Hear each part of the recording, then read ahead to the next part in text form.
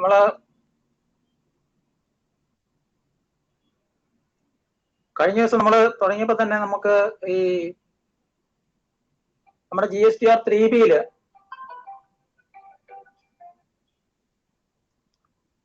GSTR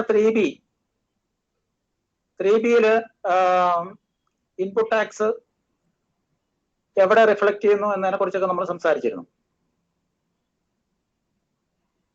അതായത് നമ്മുടെ ഇപ്പോഴത്തെ സമ്മറി റിട്ടേൺ ആയ GSTR 3Bയില് ടേബിൾ 3യിലാണ് ഔട്ട്വേർഡ് സപ്ലൈ കാണിക്കുക. അപ്പൊ ഇവിടെ ഔട്ട്വേർഡ് സപ്ലൈ ടേബിൾ 3യില് കാണിക്കുമ്പോൾ നമുക്കറിയാം, നമുക്ക് നമ്മുടെ സിസ്റ്റത്തില് നമ്മുടെ GST സിസ്റ്റത്തിൽ നമ്മുടെ കോമൺ പോർട്ടലില് നമുക്ക് 3 ലെഡ്ജർ ഉണ്ട്. ഒന്ന് ക്രെഡിറ്റ് ലെഡ്ജർ, മറ്റൊന്ന് ലയബിലിറ്റി ലെഡ്ജർ, മറ്റൊന്ന് ക്യാഷ് ലെഡ്ജർ ആണ്. അതിൽ നമ്മൾ ഈ GSTR 3Bയിലെ ഔട്ട്വേർഡ്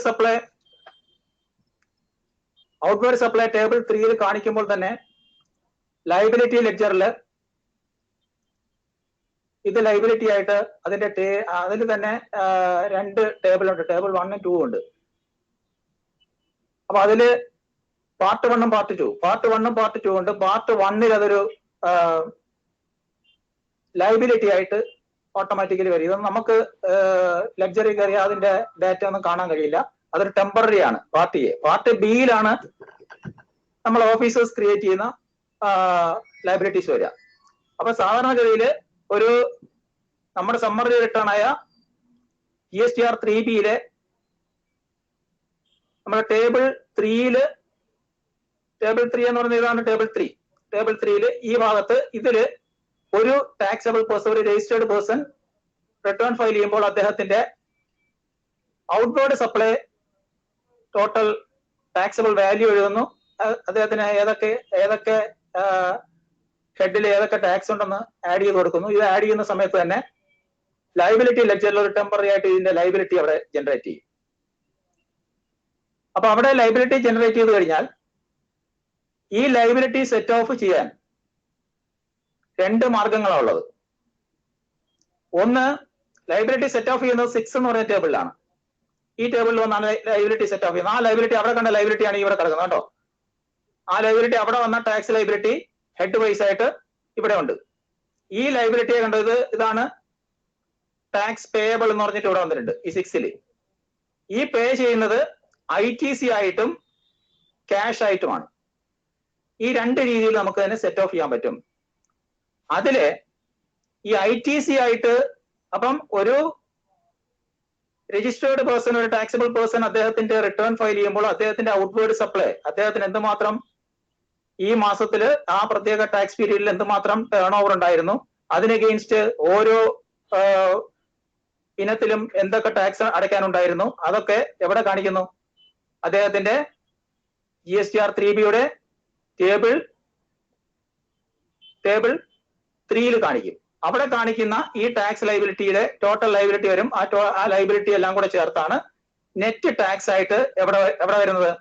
ഇവിടെ ടേബിൾ 6ൽ വരുന്നത്. നെറ്റ് ടാക്സ് അല്ല, ടാക്സ് പേയബിൾ ആയിട്ട് വരുന്നത്. ടാക്സ് പേയബിൾ ആയിട്ട് ഇവിടെ വരും. ഈ പേയബിൾ ആയിട്ടുള്ള ടാക്സിനെ എങ്ങനെയാണ് അടച്ചു തീർക്കുന്നത് വെച്ചാൽ 2 രീതിയിലാണ്. ഒന്ന് ITC ആയിട്ടും ക്യാഷ് ആയിട്ടും. അപ്പൊ ഈ ടെമ്പററി ആയിട്ട് നേരത്തെ ഞാൻ പറഞ്ഞ പോലെ ടേബിൾ 3യിൽ ഒരു ഫിഗർ നൽകി കഴിയുമ്പോൾ അത് ഒരു ടെമ്പററി ലയബിലിറ്റി ആയിട്ട് അതിന്റെ പാർട്ട് 1ൽ വരുന്നു. ആ പാർട്ടിൽ 1ൽ വരുന്നതിനെ നമുക്ക് എന്ത് ചെയ്യേണ്ടി വരും? അത് പാർട്ട് 1, അത് ശരിക്കും പറഞ്ഞാൽ അത് ലയബിലിറ്റി ലെഡ്ജർ ആണ്. ആ ലയബിലിറ്റി ലെഡ്ജറിന്റെ പാർട്ട് 1ലേക്കാണ് അത് വരിക. ആ ലയബിലിറ്റി ലെഡ്ജറിൽ കിടക്കുന്ന ലയബിലിറ്റിയെ നമുക്ക് സെറ്റ് ഓഫ് ചെയ്യേണ്ടത് ഈ പറയുന്ന ഈ ITC എന്ന് പറയുന്ന ITC ലെഡ്ജറിൽ ഉണ്ടാവും. പിന്നെന്താണ്? ടാക്സ് പേ ചെയ്യണമെങ്കിൽ അത് എവിടെ വേണം? ക്യാഷ് ലെഡ്ജറിൽ പൈസ ഉണ്ടാകണം. ഇത് രണ്ടും വെച്ചാണ്. അപ്പൊ ഈ 3 ലെഡ്ജറുകളുടെ ഒരു പ്രോസസ് ആണ് ശരിക്കും പറഞ്ഞാൽ റിട്ടേൺ ഫയലിംഗ്. അപ്പൊ റിട്ടേൺ ഫയലിംഗിൽ ഔട്ട്വേർഡ് സപ്ലൈ എന്ത് ചെയ്യണമെങ്കിൽ, ഔട്ട്വേർഡ് സപ്ലൈ സെറ്റ് ഓഫ് ചെയ്യണമെങ്കിൽ 3 ലെഡ്ജറും അവിടെ പ്രവർത്തിക്കണം. ഒന്ന് ചില സമയത്ത് മൂന്നാമത്തെ ലെഡ്ജറിന്റെ ആവശ്യം വരില്ല. കാര്യം ഈ ലയബിലിറ്റി പൂർണ്ണമായിട്ടും ITC-യിൽ തന്നെ സെറ്റ് ഓഫ് ചെയ്യാൻ പറ്റുകയാണെങ്കിൽ ക്യാഷ് ലെഡ്ജറിന്റെ ആവശ്യം വരില്ല. ഫലത്തില് എന്താണ്, യഥാർത്ഥത്തില് ഈ 3 ലെഡ്ജറുകളിലൂടെയാണ് എന്ത് ചെയ്യുന്നത്, ഒരു റിട്ടേൺ ഫയൽ ചെയ്യപ്പെടുമ്പോൾ അദ്ദേഹത്തിന്റെ ടാക്സ് പേയബിൾ എന്നത് എന്ത് ചെയ്യുന്നത്, സെറ്റ് ഓഫ് ചെയ്യപ്പെടുന്നത്. അതാണ്. അപ്പൊ അവിടെ അതിനകത്ത് നമ്മൾ ഉപയോഗിക്കുന്ന ITC എന്ന് പറയുന്ന ഭാഗം അതെന്തൊക്കെയാണെന്നും അതിൽ നിന്നും അതിലേക്ക് എങ്ങനെയാണ് ക്രെഡിറ്റ് വന്നെത്തുന്നത്, അതുപോലെ ആ എത്തിയ ക്രെഡിറ്റിനെ എങ്ങനെ ഉപയോഗിക്കുന്നു, ചില സാഹചര്യങ്ങളിൽ ആ ക്രെഡിറ്റ് ഉപേക്ഷിക്കേണ്ടതായിട്ട് വരുന്നു, അതായത് റിവേഴ്സ് ചെയ്ത് കളയേണ്ടതായിട്ട് വരുന്നു. അതൊക്കെയാണ് നമ്മൾ ഈ ITC എന്ന് പറയുന്ന പോർഷനിൽ പഠിക്കുന്നത്. അപ്പൊ ITC പഠിക്കുമ്പോൾ നമ്മൾ റിട്ടേണിനകത്ത് ഈ പറയുന്ന ഈ സമ്മറി റിട്ടേണിനകത്ത് നമ്മൾ ഈ ടേബിൾ ആണ്, ഈ ടേബിൾ ആണ് അതിന്, ഈ ടേബിളിലെ കാര്യങ്ങളാണ് ITC. ഈ ടേബിളിലേക്ക് എങ്ങനെയാണ് ഏതൊക്കെ രീതിയിലാണ് ITC വരുന്നതെന്ന്, അതായത് ITC ഇവിടെ കാണിച്ചുകൊണ്ടാണ് ഒരു ടാക്സബിൾ പേഴ്സൺ അല്ലെങ്കിൽ ഒരു രജിസ്റ്റേർഡ് പേഴ്സൺ എന്ത് ചെയ്യുന്നത്, അദ്ദേഹത്തിന്റെ എന്ത് ചെയ്യുന്നത് IPT അവൈൽ ചെയ്യുന്നത്. അപ്പൊ ഇത് ഇവിടെ വരുന്ന ആ IPT വരുന്ന വഴികളാണ് ഈ കാണുന്നത്. ഈ കാണുന്ന ഒന്ന് import of goods, import of services, input services liable four reverse charge, അതുപോലെ ഇൻവേർഡ് സപ്ലൈസ് ഫ്രം IST, പിന്നെന്താണ് മറ്റ് തരത്തിലുള്ള എല്ലാം കൂടി ഇതിനകത്ത് വരും. മറ്റ് ITC-കളെല്ലാം കൂടി ഇതിനകത്ത് വരും. ഇതിനകത്താണ് നമുക്ക് എന്താണ് B2B പർച്ചേസിൽ വരുന്നത്. പിന്നെന്താണ് ITC ഫോംസ് ഉണ്ടല്ലോ, ITC 01, ITC 02, അതിൽ നിന്നൊക്കെ ഉള്ള ITC വരുന്നത് ഒക്കെ എവിടെയാണ്, അതൊക്കെ ഇതിനകത്ത് വരും. ഇതിന്റെ എല്ലാം കൂടി ടോട്ടൽ ആയിരിക്കും എന്താണ് ഈ ഈ ഈ മാസത്തിൽ ഇയാൾക്കുള്ള നെറ്റ് ITC ആയിരിക്കും. ഈ നെറ്റ് ITC ഇതിന്റെ ടോട്ടൽ ITC ഇവിടെ വരും. ആ ടോട്ടൽ ITC-യിൽ നിന്നും എന്ത് ചെയ്യേണ്ടി വരും, ഈ ITC റിവേഴ്സൽ ഉണ്ടാവും. ആ റിവേഴ്സൽ ഇവിടെ കാണിച്ചിട്ട് അത് കുറച്ച് ബാക്കി നെറ്റ് ITC ഇവിടെ വരും. ഈ നെറ്റ് ITC ആണ് ഓരോ റിട്ടേണിൽ നിന്നും എന്തിലേക്ക് പോകുന്നത്, എന്തിലേക്ക്, ക്രെഡിറ്റ് ലെഡ്ജറിലേക്ക് പോയി എന്താവുന്നത്, ക്രെഡിറ്റ് ആവുന്നത്, അതിനകത്തേക്ക് എത്തിച്ചേരുന്നത്. അപ്പൊ ക്രെഡിറ്റ് ലെഡ്ജറിലേക്ക് പണം വരണമെങ്കിൽ അത് ഏത് വഴിയിൽ കൂടെ വരണം, ഈ ഒരു ടേബിൾ 4-ൽ കൂടെയാണ് എന്താണ് ക്രെഡിറ്റ് ലെഡ്ജറിലേക്ക് എന്ത് തുക വരുന്നത്. മനസ്സിലായില്ല? അപ്പൊ ടേബിൾ 4 വഴിയാണ് നമ്മുടെ ക്രെഡിറ്റ് ലെഡ്ജറിലേക്ക് എമൗണ്ട് എന്ത് ചെയ്യുന്നത്, വന്ന് ക്രെഡിറ്റ് ആവുന്നത്. ആ എമൗണ്ടിനെ ഡെബിറ്റ് ചെയ്തിട്ടാണ് നമ്മൾ എന്ത് ചെയ്യുന്നത്, നമ്മൾ ഒരു റിട്ടേണിലെ ഔട്ട്വേർഡ് സപ്ലൈയുടെ നമുക്ക് അതിൽ നിന്ന് ഡെബിറ്റ് ചെയ്ത് അടയ്ക്കാൻ പറ്റുന്ന പോർഷൻ എന്ത് ചെയ്യുന്നു, ഏത് വഴി അടയ്ക്കുന്നു, ഈ പറയുന്ന ക്രെഡിറ്റ് ലെഡ്ജറിൽ നിന്ന് അടയ്ക്കും. അത് തികയാതെ വരുന്ന ബാക്കി പോർഷൻ നമ്മൾ എന്ത് ചെയ്യുന്നു, ക്യാഷ് ആയിട്ട് ചലാൻ ക്രിയേറ്റ് ചെയ്ത് ക്രെഡിറ്റ് ലെഡ്ജറിൽ ഇട്ട് അതും കൂടി യൂട്ടിലൈസ് ചെയ്യുമ്പോൾ റിട്ടേൺ ഫയൽ ആവും. അപ്പൊ നമുക്ക് പഠിക്കേണ്ടത് ഈ പോർഷനാണ്. ഈ പോർഷനിൽ എങ്ങനെയാണ് പണം വരുന്നത്, എങ്ങനെയാണ് എമൗണ്ട് വരുന്നത്, അതെങ്ങനെ നമ്മൾ എടുക്കുന്നു, അതിൽ എന്തൊക്കെ റിവേഴ്സ് ചെയ്യണം എന്നൊക്കെ ഉള്ള കാര്യമാണ് ഇവിടെ പഠിക്കുന്നത്. അതിനുള്ള എലിജിബിലിറ്റി എന്താണ്, മറ്റ് ഈ ഇത്തരത്തിലുള്ള കാര്യങ്ങളാണ് നമ്മൾ പഠിക്കുന്നത്. അപ്പൊ നമ്മൾ കഴിഞ്ഞ ക്ലാസ്സിൽ ഇതിന്റെ ആദ്യമേ പറഞ്ഞിരുന്നു, ഇതിനകത്ത് ഇതൊക്കെ പറഞ്ഞതാണ്. ഇതുമായിട്ട് റിലേറ്റ് ചെയ്യുന്ന സെക്ഷൻ 16 to 21 ആണ്, റൂൾസ് 36 to 45 ആണ്. ഇതാണ് നമുക്ക് ആക്റ്റും റൂളും നോക്കിക്കാൻ ഞാനത് അറിയാം. ഇനി ഇതില് നമ്മൾ എലിജിബിലിറ്റി ഒക്കെ നേരത്തെ പറഞ്ഞിട്ടുണ്ട്. നമുക്ക് ഇനി ഇവിടെ ആ റിവിഷൻ ഒന്ന് പറഞ്ഞു പോവാം. നമുക്ക് അറിയാം, നമുക്ക് എന്താണ് ഇൻപുട്ട് ടാക്സ് ക്രെഡിറ്റ് എന്ന് പറഞ്ഞാൽ, ശരിക്കും പറഞ്ഞാൽ tax paid by registered person on inward supplies eligible to use for payment of outward due as per GST law. GST law പ്രകാരം നമുക്ക് എന്താണ്, അതായത് ഒരു ഔട്ട്പുട്ട് ടാക്സ് ഡ്യൂ അടയ്ക്കുന്നതിന് വേണ്ടിയിട്ട് ഫലത്തില് എന്താണ് ഇൻവേർഡ് സപ്ലൈസ് നടത്തുന്നതിലൂടെ ഒരു ടാക്സബിൾ പേഴ്സൺ അങ്ങോട്ടേക്ക് അടച്ചു കൊടുക്കുന്ന തുക ഇവിടെ വന്ന് എന്ത് ചെയ്യുന്നു, ഇവിടെ എന്തിനു വേണ്ടി ഉപയോഗിക്കുന്നു, അടയ്ക്കുന്ന തുക, അതായത് പർച്ചേസിന്മേൽ ഇൻവേർഡ് സപ്ലൈയുടെ മേൽ അടയ്ക്കുന്ന തുക ഇവിടെ കൊണ്ടുവന്ന് എന്ത് ചെയ്യുന്നു, ഈ ഔട്ട്വേർഡ് സപ്ലൈയുടെ പേയ്മെന്റിന് വേണ്ടി ഉപയോഗിക്കുന്ന ഒരു പ്രോസസ്. അതാണ് ഇൻപുട്ട് ടാക്സ് ക്രെഡിറ്റ്. അതിന് വേണ്ടിയിട്ട് ഉള്ള തുകയാണ്. ആ തുക എവിടെ നിന്ന് വരുന്നു, ആ ടാക്സ് എമൗണ്ട് ആണ് ഇൻപുട്ട് ടാക്സ് ക്രെഡിറ്റ് ആയിട്ട് ഇവിടെ വരുന്നത്. അത് നമ്മൾ സാധാരണഗതിയിൽ കണ്ടുപിടിക്കുന്നത് നെറ്റ് എന്താണ്, ശരിക്കും പറഞ്ഞാൽ ഒരു ടാക്സബിൾ പേഴ്സണെ സംബന്ധിച്ചിടത്തോളം അയാളുടെ ഒരു മാസത്തെ നെറ്റ് ടാക്സ് പേയബിൾ എന്ന് പറയുന്നത് അദ്ദേഹത്തിന്റെ ഔട്ട്പുട്ട് ടാക്സ് ഡ്യൂവിൽ നിന്നും എന്ത് ചെയ്താൽ മതി, അദ്ദേഹത്തിനുള്ള ഇൻപുട്ട് ടാക്സ് കുറയ്ക്കുന്നതായിരിക്കണം അയാൾ നെറ്റ് ക്യാഷ് ആയിട്ട് പേ ചെയ്യേണ്ടത്. അതാണ് ഫലത്തിൽ. അപ്പൊ ഇവിടെ യഥാർത്ഥത്തില് എന്താണ് ഈ ഇൻപുട്ട് ടാക്സ് എന്ന് പറയുന്നത്, ഒരു ടാക്സബിൾ പേഴ്സൺ അദ്ദേഹത്തിന്റെ പർച്ചേസുകളിലൂടെ പർച്ചേസ് സമയത്ത് തന്റെ ഹോൾസെയിൽ ഡീലർ അല്ലെങ്കിൽ എന്താണ് ഒരു സർവീസ് പ്രൊവൈഡർക്ക് കൊടുക്കുന്ന തുക അദ്ദേഹത്തിന് GST നിയമപ്രകാരം ITCക്ക് എലിജിബിൾ ആണെങ്കിൽ അതിനെ അദ്ദേഹത്തിന് ഇൻപുട്ട് ടാക്സ് ആയിട്ട് ഉപയോഗിക്കാം എന്നതാണ്. അത് ഏതൊക്കെ സാഹചര്യത്തിൽ ഉപയോഗിക്കാം, എങ്ങനെയൊക്കെ ഉപയോഗിക്കാം എന്നുള്ളത് നമുക്ക് താഴേക്ക് പരിശോധിക്കാം.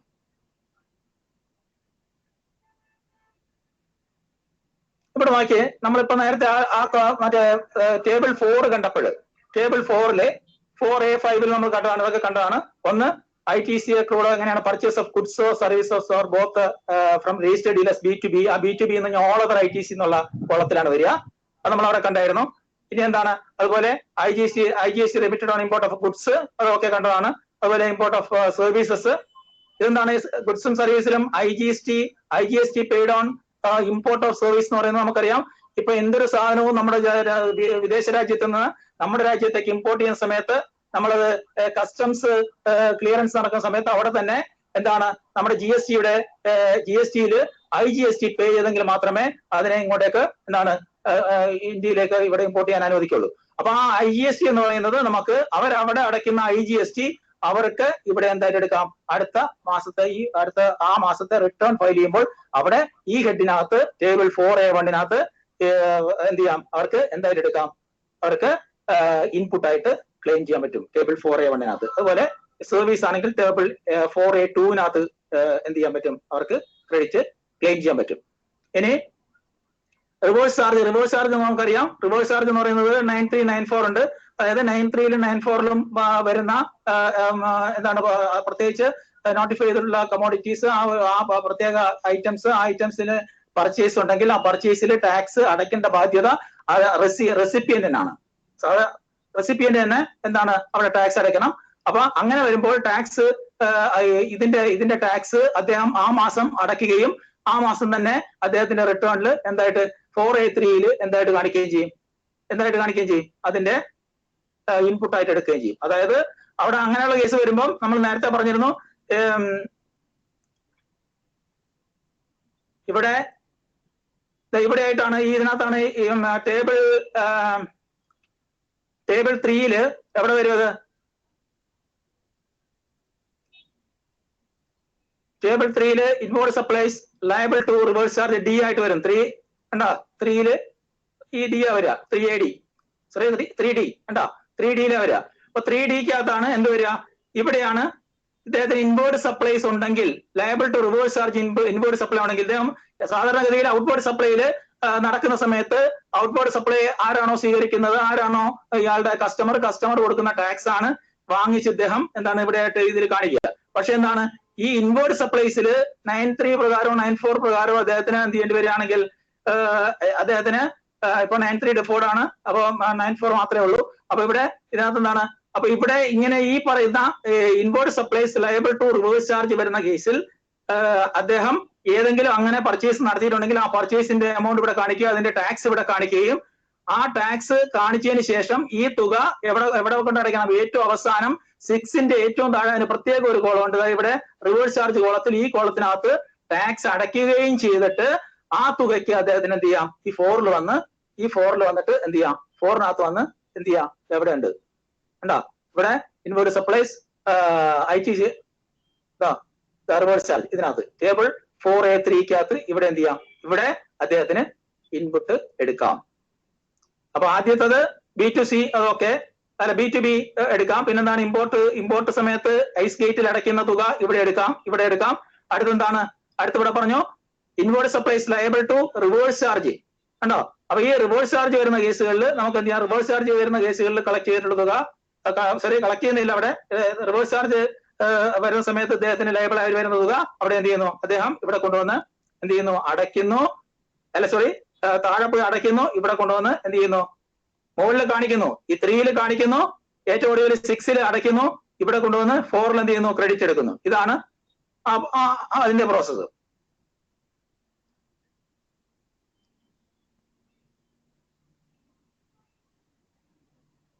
അപ്പൊ ഇതാണ് 4A3 പറഞ്ഞത്. 4A3 ഇനി ITC accrued from input service distributors. IST ഉണ്ടെങ്കിൽ, ഏതെങ്കിലും IST ഉള്ള ഒരു സ്ഥാപനമാണെങ്കിൽ IST അതിന്റെ സബ് യൂണിറ്റുകൾക്ക് ഷെയർ ചെയ്ത് കൊടുക്കുന്ന ഇൻവോയ്സുകൾ ലഭിക്കുന്ന ഒരു ഡീലർക്ക്, ഒരു ടാക്സബിൾ രജിസ്റ്റേർഡ് പേഴ്സണ് ആ ഇൻവോയ്സ് വെച്ചുകൊണ്ട് IST നൽകിയിട്ടുള്ള അതിന്റെ കോർപ്പറേറ്റ് ഓഫീസ് വല്ലായിരിക്കും, ആ കോർപ്പറേറ്റ് ഓഫീസിൽ നിന്ന് കിട്ടിയിട്ടില്ല, ഇൻവോയ്സ് ഉപയോഗിച്ചിട്ട് അദ്ദേഹത്തിന് എന്ത് ചെയ്യാൻ പറ്റും, അദ്ദേഹത്തിന് ITC ക്ലെയിം ചെയ്യാൻ പറ്റും. അത് വേറെ ഒരു ഇൻവോയ്സ് മാത്രമായിരിക്കും. അതിനെക്കുറിച്ചൊക്കെ ഡീറ്റെയിൽ ആയിട്ട് മുമ്പേ പഠിച്ചിട്ടുണ്ട് ISD കുറിച്ചൊക്കെ. അപ്പൊ ആ ഇൻവോയ്സ് ഉപയോഗിച്ച് ആ ഇൻവോയ്സ് ISD രജിസ്ട്രേഷൻ ഉള്ള ഒരു കോർപ്പറേറ്റ് ഓഫീസിന് കീഴിൽ വരുന്ന അതേ പാൻ നമ്പറിലുള്ള രജിസ്ട്രേഷൻ ഉള്ള ഏതെങ്കിലും സ്റ്റേറ്റിലോ മറ്റു സ്റ്റേറ്റിലോ ഉള്ള ഒരു ടാക്സബിൾ പേഴ്സണ് അദ്ദേഹത്തിന് തന്റെ ISD രജിസ്ട്രേഷനിൽ നിന്നും തന്റെ കോർപ്പറേറ്റ് ഓഫീസിൽ നിന്നും അവരെടുത്തിട്ടുള്ള ISD രജിസ്ട്രേഷൻ ഉള്ള ഓഫീസിൽ നിന്നും ഒരു എന്ത് കിട്ടുകയാണെങ്കിൽ ഇൻപുട്ട് സർവീസ് ഡിസ്ട്രിബ്യൂട്ടേഴ്സിന്റെ ISD ഇൻവോയ്സ് ലഭിക്കുകയാണെങ്കിൽ ആ ISD ഇൻവോയ്സ് ഉപയോഗിച്ചിട്ട് 4A4 എന്ന് പറയുന്ന ടേബിളിൽ വന്ന് കാണിച്ചുകൊണ്ട് എന്ത് ചെയ്യാൻ പറ്റും, അദ്ദേഹത്തിന് അതിന്റെയും ഇൻപുട്ട് എടുക്കാൻ സാധിക്കും. ഇനി നമുക്കറിയാം ഈ ടോട്ടൽ ആയിട്ട് 4A1 മുതൽ 4A5 വരെയുള്ള എന്താണ് ആ ടോട്ടൽ എടുത്തിട്ട് അതിൽ നിന്നും റിവേഴ്സൽ ഉണ്ടെങ്കിൽ താഴെയുള്ള കോളങ്ങളിൽ റിവേഴ്സൽ ഉണ്ടെങ്കിൽ അത് ഡിഡക്ട് ചെയ്തതിനു ശേഷമുള്ള തുകയായിരിക്കും ഇതിലേക്ക് പോവുക, ITC ലെഡ്ജറിലേക്ക് പോവുക. അപ്പൊ നമ്മൾ ഇത്രയും മനസ്സിലാക്കി വെക്കുക.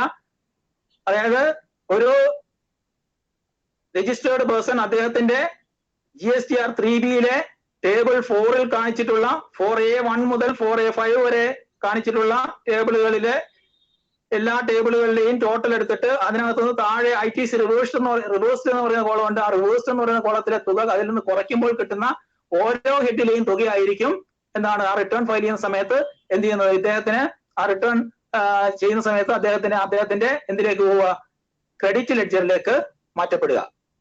ആ ക്രെഡിറ്റ് ലെഡ്ജറിൽ എത്തുന്ന തുകയാണ്, ആ തുകയിൽ നിന്നുമായിരിക്കും അദ്ദേഹത്തിന് എന്ത് ചെയ്യാൻ പറ്റുക, ഈ മാസത്തെയും ഇനി എന്താ ഭാവിയിൽ വരാൻ പോകുന്ന ഈ മാസം കഴിഞ്ഞിട്ട് മിച്ചമുണ്ടെങ്കിൽ ഭാവിയിൽ വരാൻ പോകുന്ന ഏതെങ്കിലും ഡിമാൻഡുകൾക്ക് വേണ്ടിയും അത് ഉപയോഗിക്കാൻ സാധിക്കും. ഇനി മറ്റ് ഇത് പറഞ്ഞു അത്രയും നമ്മൾ റിട്ടേണിൽ നിന്ന് വരുന്ന ITC ആണ്.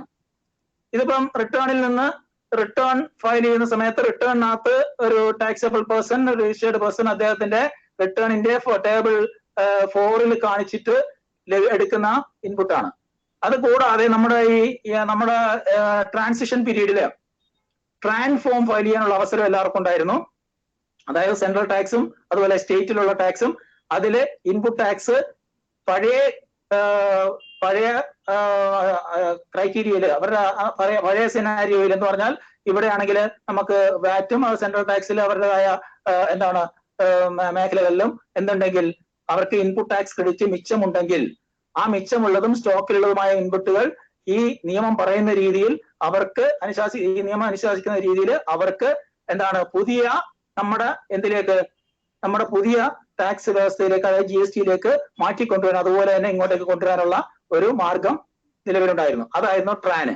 അപ്പൊ അങ്ങനെ ക്രെഡിറ്റിൽ പൈസ ഉണ്ടായിരുന്ന തുകയുണ്ടായിരുന്ന ആളുകൾക്ക് ട്രാൻ ഫയൽ ചെയ്താൽ ട്രാൻ ഫോം ആ ഒരൊറ്റ പ്രാവശ്യം വൺ ടൈം ഫയലിംഗ് ആണ്, ഇനി നിലവിലില്ല.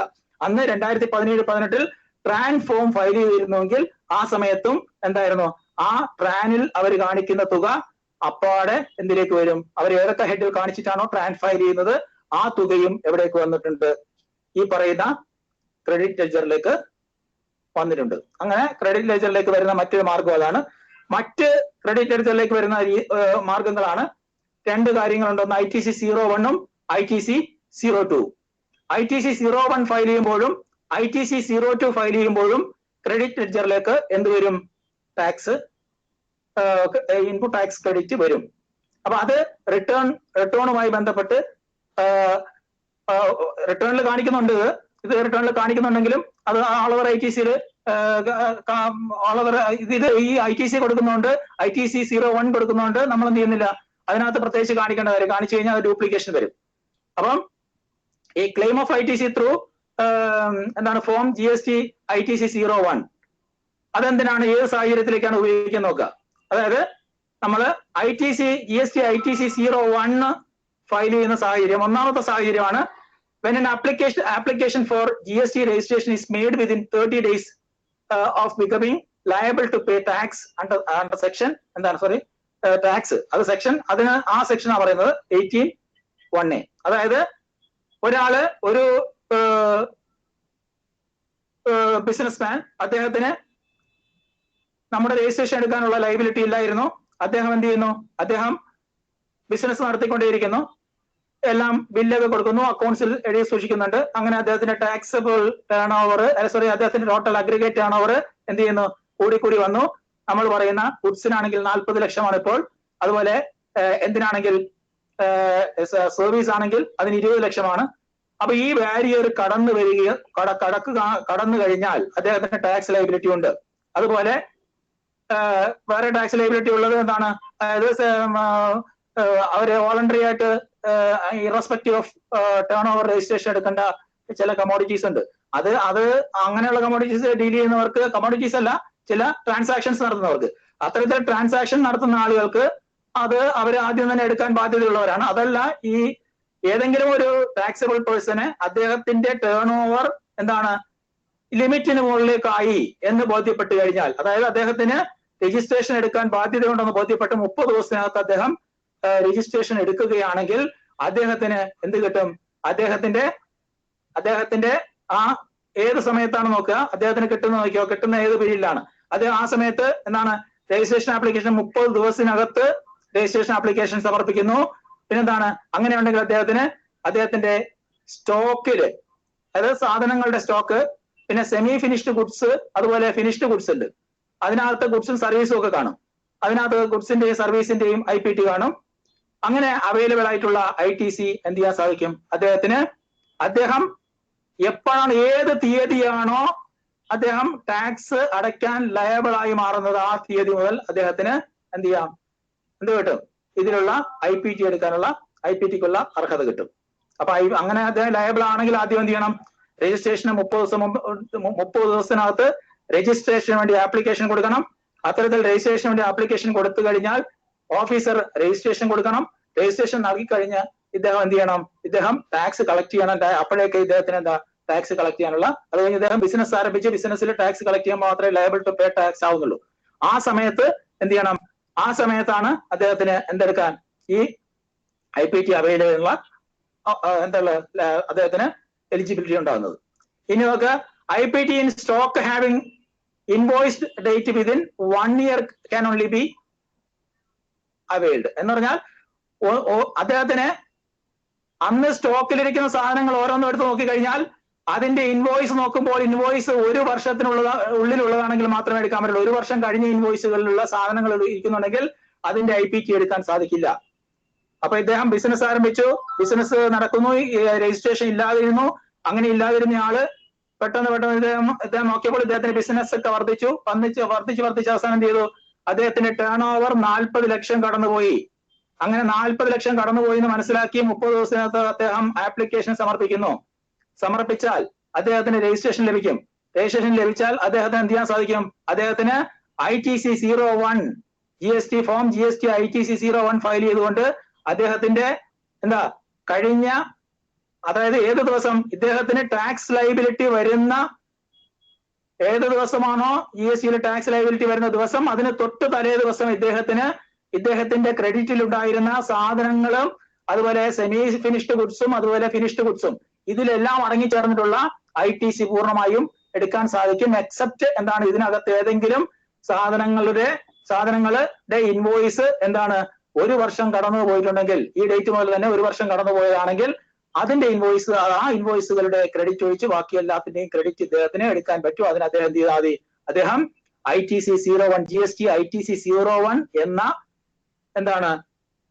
ഡിക്ലറേഷൻ അപ്ലോഡ് ചെയ്താൽ മതി. എവിടെ? നമ്മുടെ കോമൺ പോർട്ടലിൽ എന്ത് ചെയ്യണം? അപ്ലോഡ് ചെയ്താൽ മതി. ഇനി ഇങ്ങനെ അപ്ലോഡ് ചെയ്യുമ്പോൾ ഇദ്ദേഹത്തിന്റെ അപ്ലോഡ് ചെയ്യുന്ന സമയത്ത് നോക്കുമ്പോൾ ഇദ്ദേഹത്തിന്റെ ഇൻപുട്ടിന്റെ ക്വാണ്ടിറ്റി 2 ലക്ഷത്തിൽ, എല്ലാം കൂടി അഗ്രഗേറ്റ് ആണ്, എല്ലാത്തിലും കൂടി, എല്ലാ ഹെഡിലും കൂടിയുള്ള IGST CGST SGST എല്ലാം കൂടി ചേർത്ത് ഇദ്ദേഹത്തിന് ITCയിൽ അഗ്രഗേറ്റ് വാല്യൂ എന്ന് പറയുന്നത് 2 ലക്ഷത്തിൽ കൂടുതൽ വരുന്നുണ്ടെങ്കിൽ അദ്ദേഹം എന്ത് ചെയ്യേണ്ടി വരും? ഈ ITC ഫോം ഫയൽ ചെയ്യുമ്പോൾ അതിന്റെ കൂടെ ആരുടെ ഒരു സർട്ടിഫിക്കറ്റ് കൂടെ വേണം.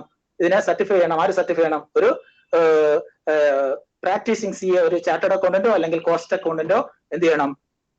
അത് സർട്ടിഫൈ ചെയ്യണം. മനസ്സിലല്ലേ? അതും കൂടി ചെയ്യാനുണ്ട്. ഇനി ഈ ഓൺലൈൻ ആപ്ലിക്കേഷൻ ITC 01 എന്ത് ചെയ്യുന്നു? എന്തിലേക്ക് കൊടുക്കുമ്പോൾ നമ്മള് ഡിക്ലറേഷൻ അപ്ലോഡ് ചെയ്യുന്ന സമയത്ത് ഈ എമൗണ്ട് ഇതിനകത്ത് അദ്ദേഹം ഏതൊക്കെ ഹെഡിൽ എത്രയൊക്കെ എമൗണ്ട് പറയുന്നുണ്ടോ ആ ക്രെഡിറ്റ് മുഴുവനും എന്ത് ചെയ്യുന്നു? ഇദ്ദേഹത്തിന്റെ എന്തിലേക്ക് പോകും? ഇദ്ദേഹത്തിന്റെ പുതുതായി രജിസ്ട്രേഷൻ കിട്ടുമ്പോൾ ലഭിച്ച ക്രെഡിറ്റ് ലെഡ്ജറിലേക്ക് ക്രെഡിറ്റ് ചെയ്യപ്പെടും. അങ്ങനെ ക്രെഡിറ്റ് ലെഡ്ജറിന്റെ തുടക്കത്തിൽ തന്നെ പഴയ സ്റ്റോക്കിലുണ്ടായിരുന്ന ഗുഡ്സിന്റെയും ഫിനിഷ്ഡ് ഗുഡ്സിന്റെയും എന്താണ് പാർഷ്യലി ഫിനിഷ്ഡ് ഗുഡ്സിന്റെ എല്ലാത്തിന്റെയും IPT അദ്ദേഹത്തിന് എന്ത് കിട്ടും? അദ്ദേഹത്തിന്റെ ക്രെഡിറ്റിലേക്ക് വരുന്നതായിരിക്കും. അതാണ് ഒന്നാമത്തത്. അപ്പൊ ഒന്നാമത്തെ ITC 01 ഇതാണ്. അപ്പൊ ITC 01 ഫയൽ ചെയ്യുന്ന ഫസ്റ്റ് സാഹചര്യം എന്ന് പറഞ്ഞ ഇതാണ്. മനസ്സിലായത്? അതായത് ഒരു രജിസ്റ്റേർഡ് പേഴ്സൺ ഒരു ടാക്സബിൾ പേഴ്സൺ അദ്ദേഹത്തിന് രജിസ്ട്രേഷൻ എടുക്കാനുള്ള ബാധ്യത എത്തിക്കഴിഞ്ഞു എന്ന് മനസ്സിലാക്കി 30 ദിവസത്തിനകത്ത് രജിസ്ട്രേഷൻ ആപ്ലിക്കേഷൻ ഇടുകയും അങ്ങനെ അതുവഴി അദ്ദേഹത്തിന് രജിസ്ട്രേഷൻ ലഭിക്കുകയും ചെയ്തു കഴിഞ്ഞാൽ അദ്ദേഹത്തിന് ടാക്സ് ലൈബിലിറ്റി എന്നാണോ വരുന്നത് ആ ദിവസം എന്ത് ചെയ്യാൻ സാധിക്കും? അദ്ദേഹത്തിന്റെ എന്തായിരിക്കണം? Semi finished goods, finished goods എല്ലാത്തിന്റെയും മേൽ വരുന്ന ITC അദ്ദേഹത്തിന് ക്ലെയിം ചെയ്യാൻ പറ്റും. ഇത്തരത്തിൽ ക്ലെയിം ചെയ്യുന്ന ITC അദ്ദേഹത്തിന് എന്താണ് ഒരു വർഷത്തിലധികം പഴക്കമുള്ള ഇൻവോയ്സുകളിൽ നിന്നുള്ള ITC എടുക്കാൻ സാധിക്കില്ല. ഇത്രയാണ് അതിനകത്ത് വരുന്നത്. പിന്നെ അതിൽ എമൗണ്ട് 2 ലക്ഷത്തിൽ കൂടുതൽ അഗ്രിഗേറ്റ് ഉണ്ടെങ്കിൽ അത് എന്ത് ചെയ്യണം? അതിനെ ഒരു ചാർട്ടേഡ് അക്കൗണ്ടന്റോ കോസ്റ്റ് അക്കൗണ്ടന്റോ അതിനെ സർട്ടിഫൈ ചെയ്യണം. ഇതാണ് ഒന്നാമത്തെ കേസ്.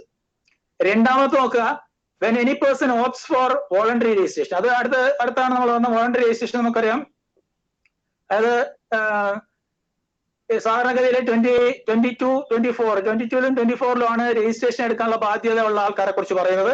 അതിന് 24 സെക്ഷൻ 25ല് എന്താണ് രജിസ്ട്രേഷന്റെ ബാധ്യത ഇല്ലെങ്കിൽ കൂടി സ്വമേധയാ വോളണ്ടറി ആയിട്ട് രജിസ്ട്രേഷൻ എടുക്കാൻ എല്ലാവർക്കും അധികം അവകാശമുണ്ട്. അത് ഉറപ്പ് നൽകുന്നുണ്ട് സെക്ഷൻ 25. അപ്പൊ സെക്ഷൻ 25 പ്രകാരം ഒരാൾക്ക് രജിസ്ട്രേഷന്റെ ലിമിറ്റിലേക്ക് അയാൾ വരുന്നില്ലെങ്കിൽ പോലും അയാൾക്ക് വേണമെങ്കിൽ രജിസ്ട്രേഷൻ എടുക്കാം. അത് രജിസ്ട്രേഷന്റെ നമുക്ക് സെക്ഷൻ 25 പറയുന്നുണ്ട്. അത്തരത്തിൽ രജിസ്ട്രേഷൻ എടുത്തു കഴിഞ്ഞാൽ അദ്ദേഹം എന്തിനെ പോലെ ആക്ട് ചെയ്യേണ്ടി വരും? ഒരു സാധാരണഗതിയിൽ രജിസ്ട്രേഷൻ എടുക്കാൻ ലയബിലിറ്റി ഉണ്ടായിരുന്ന ഒരാൾ രജിസ്ട്രേഷൻ എടുത്തു കഴിഞ്ഞാൽ എങ്ങനെയൊക്കെ പ്രവർത്തിക്കണമോ അതേ രീതിയിലൊക്കെ അതേ സ്റ്റാറ്റസിലേക്ക് ഇയാൾ എത്തിച്ചേരും. അതാണ് ഈ 25ന്റെ പ്രത്യേകത. ഇത്തരത്തിൽ 25 രജിസ്ട്രേഷൻ എടുക്കുമ്പോഴും ഇതേ പ്രോസസ് ഉണ്ട്. നമ്മളിപ്പോ പറഞ്ഞ പ്രോസസ് ഉണ്ട്. അദ്ദേഹത്തിന് ITC സ്റ്റോക്കിലോ സെമി ഫിനിഷ്ഡ് ഗുഡ്സിലോ അതുപോലെ എന്താണ് ഫിനിഷ്ഡ് ഗുഡ്സിലോ വരുന്ന ഇൻപുട്സിനും ഇൻപുട്ട് സർവീസിനും ഒക്കെ അദ്ദേഹത്തിന് എടുക്കാൻ പറ്റും. അദ്ദേഹത്തിന് എന്ത് ചെയ്യാം? അദ്ദേഹത്തിന് ഇൻപുട്ട് ടാക്സ് ക്രെഡിറ്റ് എടുക്കാം. പക്ഷെ ഇവിടുത്തെ എന്താണ് നമ്മൾ പറഞ്ഞു അതെന്താണ്? ഈ ഡേറ്റിന് തലേ ദിവസം മുതലുള്ള പറയുന്നത് ഏത് ഡേറ്റ്? ഇവിടെ രജിസ്ട്രേഷൻ ഗ്രാന്റ് ചെയ്യുന്ന ഡേറ്റ് ആണ്. അതായത് ഓഫീസർ ഇദ്ദേഹത്തിന്റെ രജിസ്ട്രേഷൻ ആപ്ലിക്കേഷൻ അപ്രൂവ് ചെയ്ത് ആ രജിസ്ട്രേഷൻ ഗ്രാന്റ് ചെയ്ത് കൊടുക്കുന്ന ഡേറ്റ് എന്താണോ ആ ഡേറ്റിന് തലേ ദിവസം ഇദ്ദേഹത്തിന്റെ സ്റ്റോക്കിൽ ഉണ്ടായിരുന്ന എന്തിനാണ്? അവിടെ ശ്രദ്ധിച്ചോണം. നേരത്തെ ആണെങ്കിൽ എന്തായിരുന്നു? നേരത്തെ പറഞ്ഞ എന്താണ്? അദ്ദേഹം ടാക്സ് അടയ്ക്കാൻ ലയബിൾ ആകുന്ന ദിവസത്തിന് തൊട്ടു മുമ്പുള്ള ദിവസത്തെ സ്റ്റോക്കിലിരിക്കുന്ന സാധനങ്ങളുടെ ഇൻപുട്ടാ കിട്ടിയത്. ഇവിടെയാണെങ്കിൽ ഈ കേസിൽ വോളണ്ടറി ആയിട്ട് രജിസ്ട്രേഷൻ എടുക്കുന്ന കേസാണെങ്കിൽ രണ്ടാമത്തെ കേസിൽ ITC 01 ഫയൽ ചെയ്ത് അദ്ദേഹത്തിന്റെ കടയിലിരിക്കുന്ന സ്റ്റോക്കിലിരിക്കുന്ന സാധനങ്ങളുടെ ഇൻപുട്ട് അത് എന്തുകൊണ്ടാണ് എടുക്കുന്നത് മനസ്സിലാക്കുന്നുണ്ടല്ലോ നിങ്ങൾ. അതായത് ഇദ്ദേഹത്തിന് ഇത്രയും ദിവസം ഇത്രയും കാലം ഇദ്ദേഹം ചെയ്തുകൊണ്ടിരുന്നത് ഇദ്ദേഹം സാധനങ്ങൾ വാങ്ങിക്കുന്നു, ഇദ്ദേഹം കയ്യിൽ നിന്ന് ടാക്സ് കൊടുക്കുന്നു, ഇദ്ദേഹം തന്നെ വിൽക്കുന്നു, ഇങ്ങനെ ചെയ്തുകൊണ്ടിരിക്കുകയായിരുന്നു. ഇദ്ദേഹം സാധനത്തിന്റെ വിലയുടെ കൂട്ടത്തിൽ ചിലപ്പോൾ ടാക്സിന്റെ പൈസ കൂടെ കൂടുതലായിട്ട് വാങ്ങിക്കുമായിരിക്കും. സാധനമായിരുന്നാലും സേവനമായിരുന്നാലും ഗുഡ്സ് ആയിരുന്നാലും സർവീസ് ആയിരുന്നു. അപ്പൊ ഇവിടെ ഇത്രയും കാലം അദ്ദേഹം അങ്ങനെയാണ് പോയിക്കൊണ്ടിരുന്നത്. ഈ രജിസ്ട്രേഷൻ എടുക്കുന്നതോടെ ഇതിന്റെ ടാക്സ് പോർഷൻ ഇദ്ദേഹത്തിന് സാധനം വാങ്ങിക്കുന്ന കസ്റ്റമേഴ്സിൽ നിന്നും കളക്ട് ചെയ്യാനുള്ള എന്ത് കിട്ടുന്നു? പ്രിവിലേജ് ഇദ്ദേഹത്തിന് കിട്ടുകയാണ്. ഇദ്ദേഹത്തിന് ആ ഒരു പ്രിവിലേജ് കിട്ടുന്നു. അപ്പൊ അന്ന് മുതൽ ഇതിനു മുമ്പ് വരെ ഇദ്ദേഹത്തിന് അത്തരത്തിൽ ടാക്സ് കളക്ട് ചെയ്യുന്നുണ്ടായിരുന്നില്ല. ഇനി മുതൽ ഇദ്ദേഹം ടാക്സ് കളക്ട് ചെയ്യാൻ പോകണം. അപ്പോഴ് ഇദ്ദേഹത്തിന്റെ ഇന്ന് മുതൽ ഇദ്ദേഹം ടാക്സ് കളക്ട് ചെയ്യാൻ പോകുന്നു. ടാക്സ് കളക്ട് ചെയ്യുമ്പോൾ ടാക്സ് ഇനി സർക്കാരിലേക്ക് അടയ്ക്കണം. നേരത്തെ ആണെങ്കിൽ അദ്ദേഹത്തിന് എന്ത് ചെയ്യാണ്? അദ്ദേഹത്തിന് ടാക്സ് സർക്കാരിലേക്ക് അടയ്ക്കൊന്നും വേണ്ട. ഏതെങ്കിലും ഒരു രജിസ്റ്റേർഡ് ഡീലറിൽ സാധനം വാങ്ങിച്ചിട്ട് അതിനെ വിറ്റ് അതിനുള്ള ടാക്സ് അതിൽ കിട്ടുന്ന ടാക്സ് കൊടുത്ത തുക ഉൾപ്പെടെ സാധനത്തിന്റെ MRPക്കകത്ത് നിർത്തിക്കൊണ്ട് വിൽപ്പന നടത്തിയിട്ട് സാധനത്തെ ഡൗട്ട് ഉണ്ടോ നിങ്ങൾക്ക്? അപ്പൊ ഇവിടെ ശ്രദ്ധിക്കുക. അപ്പൊ ഇത്തരത്തില് അദ്ദേഹത്തിന് എന്ത് ചെയ്യാമായിരുന്നു? അദ്ദേഹത്തിന് അതിന്റെ സാധനത്തിന്റെ അല്ലെങ്കിൽ സേവനത്തിന്റെയോ സെയിൽ നടത്തിയിട്ട് അദ്ദേഹത്തിന് എന്ത് ചെയ്യാൻ സാധിക്കുമായിരുന്നു? അതിന്റെ ടാക്സ് സർക്കാരിലേക്ക് അടയ്ക്കാൻ സാധിക്കുമായിരുന്നു. പക്ഷെ ഇപ്പം ഇയാളെ സംബന്ധിച്ചിടത്തോളം ഇനി അത് ചെയ്യാം. നേരത്തെ അത് പറ്റില്ലായിരുന്നു. പക്ഷെ ഇപ്പോൾ ഇതിലേക്ക് വരുമ്പോൾ നേരത്തെ ഇദ്ദേഹം പല രജിസ്റ്റേർഡ് ഡീലേഴ്സിന്റെയും ടാക്സ് കൊടുത്ത് സാധനം കളക്ട് ചെയ്ത് വെച്ചിട്ടുണ്ട്. ഈ കളക്ട് ചെയ്ത് വെച്ചിരിക്കുന്ന സാധനം അദ്ദേഹത്തിന്റെ സ്റ്റോക്കിൽ ഇരിക്കുന്നുണ്ട്. അല്ലെങ്കിൽ സെമി ഫിനിഷ്ഡ് ഉണ്ടെങ്കിൽ അങ്ങനെ ഉണ്ട്, എല്ലാത്തിനും ബില്ലുണ്ട് കയ്യിൽ. ഈ ബില്ലുകൾ 1 വർഷത്തിനകത്തുള്ള ബില്ലുകൾ എടുക്കുകയാണെങ്കിൽ ആ ബില്ലിനകത്ത് ഇദ്ദേഹത്തിന്റെ പേരും പാൻ നമ്പറും ഉണ്ടെങ്കിൽ അത് ഉപയോഗിച്ചിട്ട് നമുക്ക് എന്ത് ചെയ്യാൻ സാധിക്കും, ഇദ്ദേഹത്തിന് ഈ പറയുന്ന ITC 01 വഴി ആ സാധനങ്ങളുടെ ക്രെഡിറ്റ് ഈ വരുന്ന പുതിയ രജിസ്ട്രേഷനിലേക്ക് അദ്ദേഹത്തിന് എന്ത് ചെയ്യാൻ പറ്റും, എടുക്കാൻ പറ്റും. അതിന്റെ ഡേറ്റ് പറയുന്നത് രജിസ്ട്രേഷൻ ഗ്രാന്റ് ചെയ്യുന്ന തൊട്ട് തലേ ദിവസം ഇദ്ദേഹത്തിന്റെ സ്റ്റോക്കിൽ എന്തൊക്കെ ഉണ്ടായിരുന്നോ ആ സ്റ്റോക്കുകളിൽ നിന്നാണ് അദ്ദേഹത്തിന് എന്ത് ചെയ്യാൻ സാധിക്കുമായിരുന്നത്, ക്രെഡിറ്റ് എടുക്കാൻ സാധിക്കുന്നത്. അതും ITC 01 എന്ന് പറയുന്നത് എന്തായിരിക്കണം, അത് അപ്ലോഡ് ചെയ്യേണ്ടത് ഈ ITC 01 എന്ന് പറയുന്ന ഡിക്ലറേഷൻ അപ്ലോഡ് ചെയ്തെങ്കിൽ മാത്രമേ ഇത് കിട്ടുള്ളൂ. ഇതിനും ഡേറ്റ് ഉണ്ട്, സമയമുണ്ട്, 30 ദിവസത്തിനുള്ളിൽ വേണം. ഇവിടെ ഇയാൾ രജിസ്ട്രേഷൻ എടുക്കുന്ന ദിവസമാണ് ഇദ്ദേഹത്തിന് എന്തായിട്ട് വരുന്നത്, രജിസ്ട്രേഷൻ എടുക്കുന്ന ദിവസമാണ് ഇദ്ദേഹത്തിന്റെ എന്തായിട്ട് വരുന്നത്, ഇദ്ദേഹത്തിന്റെ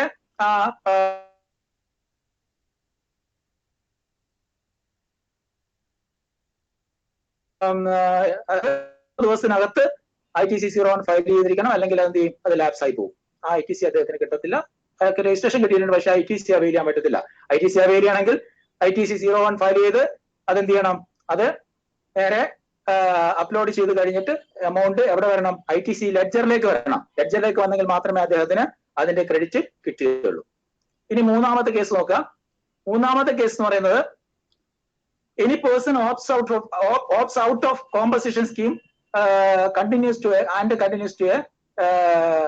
regular taxpayer. ഒരു ആള് കോമ്പസിഷൻ സ്കീം എന്ത് ചെയ്യുന്നു, ഓപ്റ്റ് ഔട്ട് ചെയ്യുന്നു എന്ന് പറഞ്ഞാൽ ഇത്രയും കാലം കോമ്പസിഷൻ സ്കീമിൽ ഇരുന്ന ആള് ഈ പറയുന്ന കോമ്പസിഷൻ സ്കീമിൽ നിന്നും ഓപ്റ്റ് ഔട്ട് ചെയ്യാണ്. അദ്ദേഹം ഈ കോമ്പസിഷൻ സ്കീം വേണ്ട എന്ന് വെച്ചിട്ട് എന്ത് ചെയ്യുന്നു, അതിനെ ഓപ്റ്റ് ഔട്ട് ചെയ്യുന്നു. അപ്പൊ നമുക്കറിയാം കോമ്പസിഷൻ സ്കീം എന്ന് പറയുമ്പോൾ രജിസ്ട്രേഷൻ നമ്മൾ പഠിച്ചിട്ടുണ്ട്. രജിസ്ട്രേഷനകത്ത് കോമ്പസിഷൻ സ്കീമിൽ നമ്മൾ രജിസ്ട്രേഷൻ എടുത്തിട്ട് കോമ്പസിഷൻ സ്കീമിലേക്ക് ഒരാൾ മാറുകയാണെങ്കിൽ അദ്ദേഹത്തിന് ഇൻപുട്ട് ടാക്സ് അവൈൽ ചെയ്യാൻ പറ്റത്തില്ല. ഇൻപുട്ട് ടാക്സ് അവൈൽ ചെയ്യാനുള്ള അധികാരമില്ല, അല്ലെ, അവകാശമില്ല. അപ്പൊ എന്ത് ചെയ്യും, അപ്പൊ അങ്ങനെ വരുമ്പോൾ ആ സമയത്ത് അദ്ദേഹത്തിന് ഈ ഇത് എന്തിലേക്ക്, അതായത് സാധാരണ ഒരു നോർമൽ ഡീലർ, ഒരു നോർമൽ ടാക്സബിൾ പേഴ്സൺ എന്തിലേക്ക് മാറിപ്പോവുകയാണെങ്കിൽ, ഒരു നോർമൽ ടാക്സബിൾ പേഴ്സൺ കോമ്പസിഷൻ സ്കീമിലേക്ക് മാറിപ്പോകുമ്പോൾ അദ്ദേഹം എന്ത് ചെയ്യാറുണ്ട്, അദ്ദേഹത്തിന്റെ സ്റ്റോക്കിലിരിക്കുന്ന സാധനങ്ങളുടെ മൊത്തത്തിലുള്ള സ്റ്റോക്കിലെ സാധനങ്ങളുടെ IPT കണക്കാക്കിയിട്ട് അത്ര IPT റിവേഴ്സ് ചെയ്ത് പൈസ സർക്കാരിലേക്ക് അടച്ചതിന് ശേഷമാണ് എന്തിലേക്ക് പോകുന്നത്, അദ്ദേഹം കോമ്പസിഷൻ സ്കീമിലേക്ക് പോകുന്നു. അവിടെ അദ്ദേഹം എന്ത് ചെയ്യുന്നു, അദ്ദേഹം 1% കളക്ട് ചെയ്യത്തില്ല. അദ്ദേഹം തന്നെ കയ്യിൽ നിന്ന് എന്ത് ചെയ്യുന്നു, അദ്ദേഹത്തിന്റെ ടോട്ടൽ ടേൺ ഓവറിൽ നിന്നും എന്താണ് അദ്ദേഹത്തിന് ഈ കോമ്പസിഷൻ സ്കീമിൽ ഏത് കമ്മോഡിറ്റി ആണോ അതിനനുസരിച്ച് ചെറിയ ചെറിയ സ്കീം ഉണ്ടായി, മിക്കവാറും ഒക്കെ 1%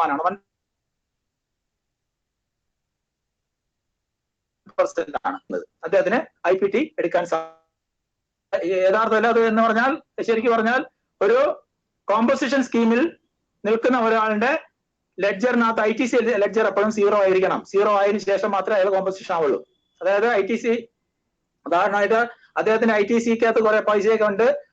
അദ്ദേഹം എന്ത് ചെയ്യുന്നു, ഈ കോമ്പസിഷൻ സ്കീം ഓപ്റ്റ് ചെയ്യുന്ന സമയത്ത് ഈ ITC ഉപയോഗിച്ച് തന്നെ വേണമെങ്കിൽ അദ്ദേഹത്തിന് എന്ത് ചെയ്യാൻ പറ്റും, ഈ പറയുന്ന റിവേഴ്സലിന് വേണ്ടി സെറ്റ് ഓഫ് ചെയ്യാം.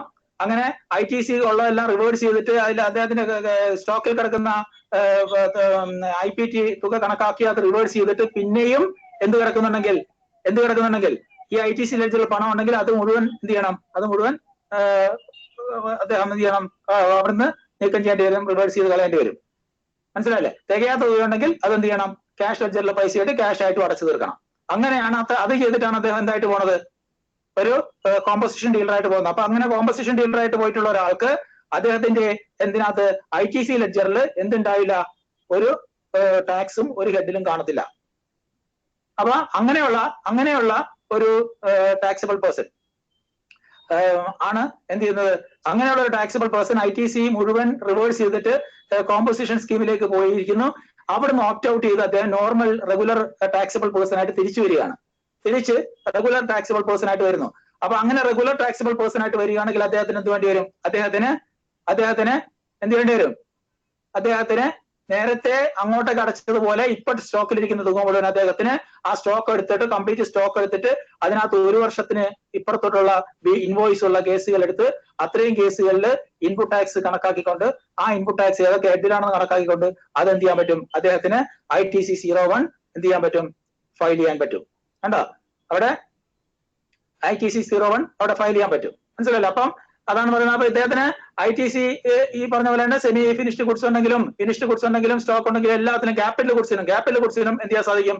അദ്ദേഹത്തിന് എന്താണ്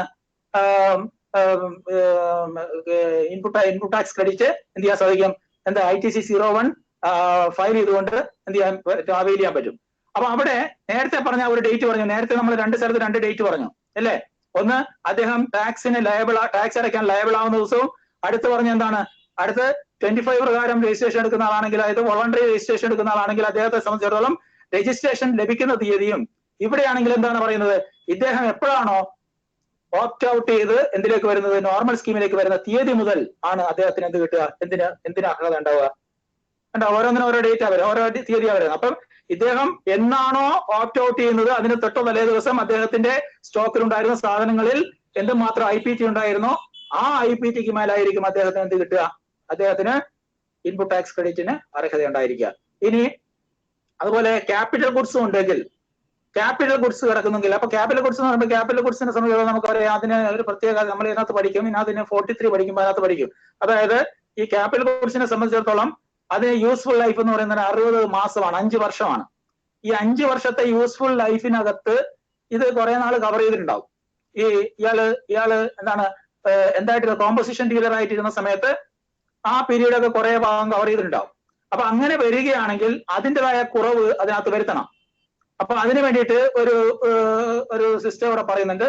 അതായത് അങ്ങനെ പറയുമ്പോൾ, അങ്ങനെ വരുന്ന കേസുകളിൽ എന്ത് ചെയ്യണം, ഈ പറയുന്ന ആ ക്യാപിറ്റൽ ഗുഡ്സ് വാങ്ങിച്ച സമയത്ത് അതിനകത്ത് എന്തുമാത്രം ITC, അതായത് ക്യാപിറ്റൽ ഗുഡ്സിന്റെ ഇൻവോയ്സ് വേറെ കാണുമല്ലോ, അതിൽ എന്തുമാത്രം ടാക്സ് ഉണ്ടായിരുന്നോ, എത്ര ഇൻപുട്ട് ടാക്സ് അതിനകത്ത് ഉണ്ടായിരുന്നോ, അത് അയാളിപ്പോ അവൈൽ ചെയ്തിട്ടില്ല, കാര്യം ഇയാള് കോമ്പൻസേഷൻ സ്കീം ആയതുകൊണ്ട്.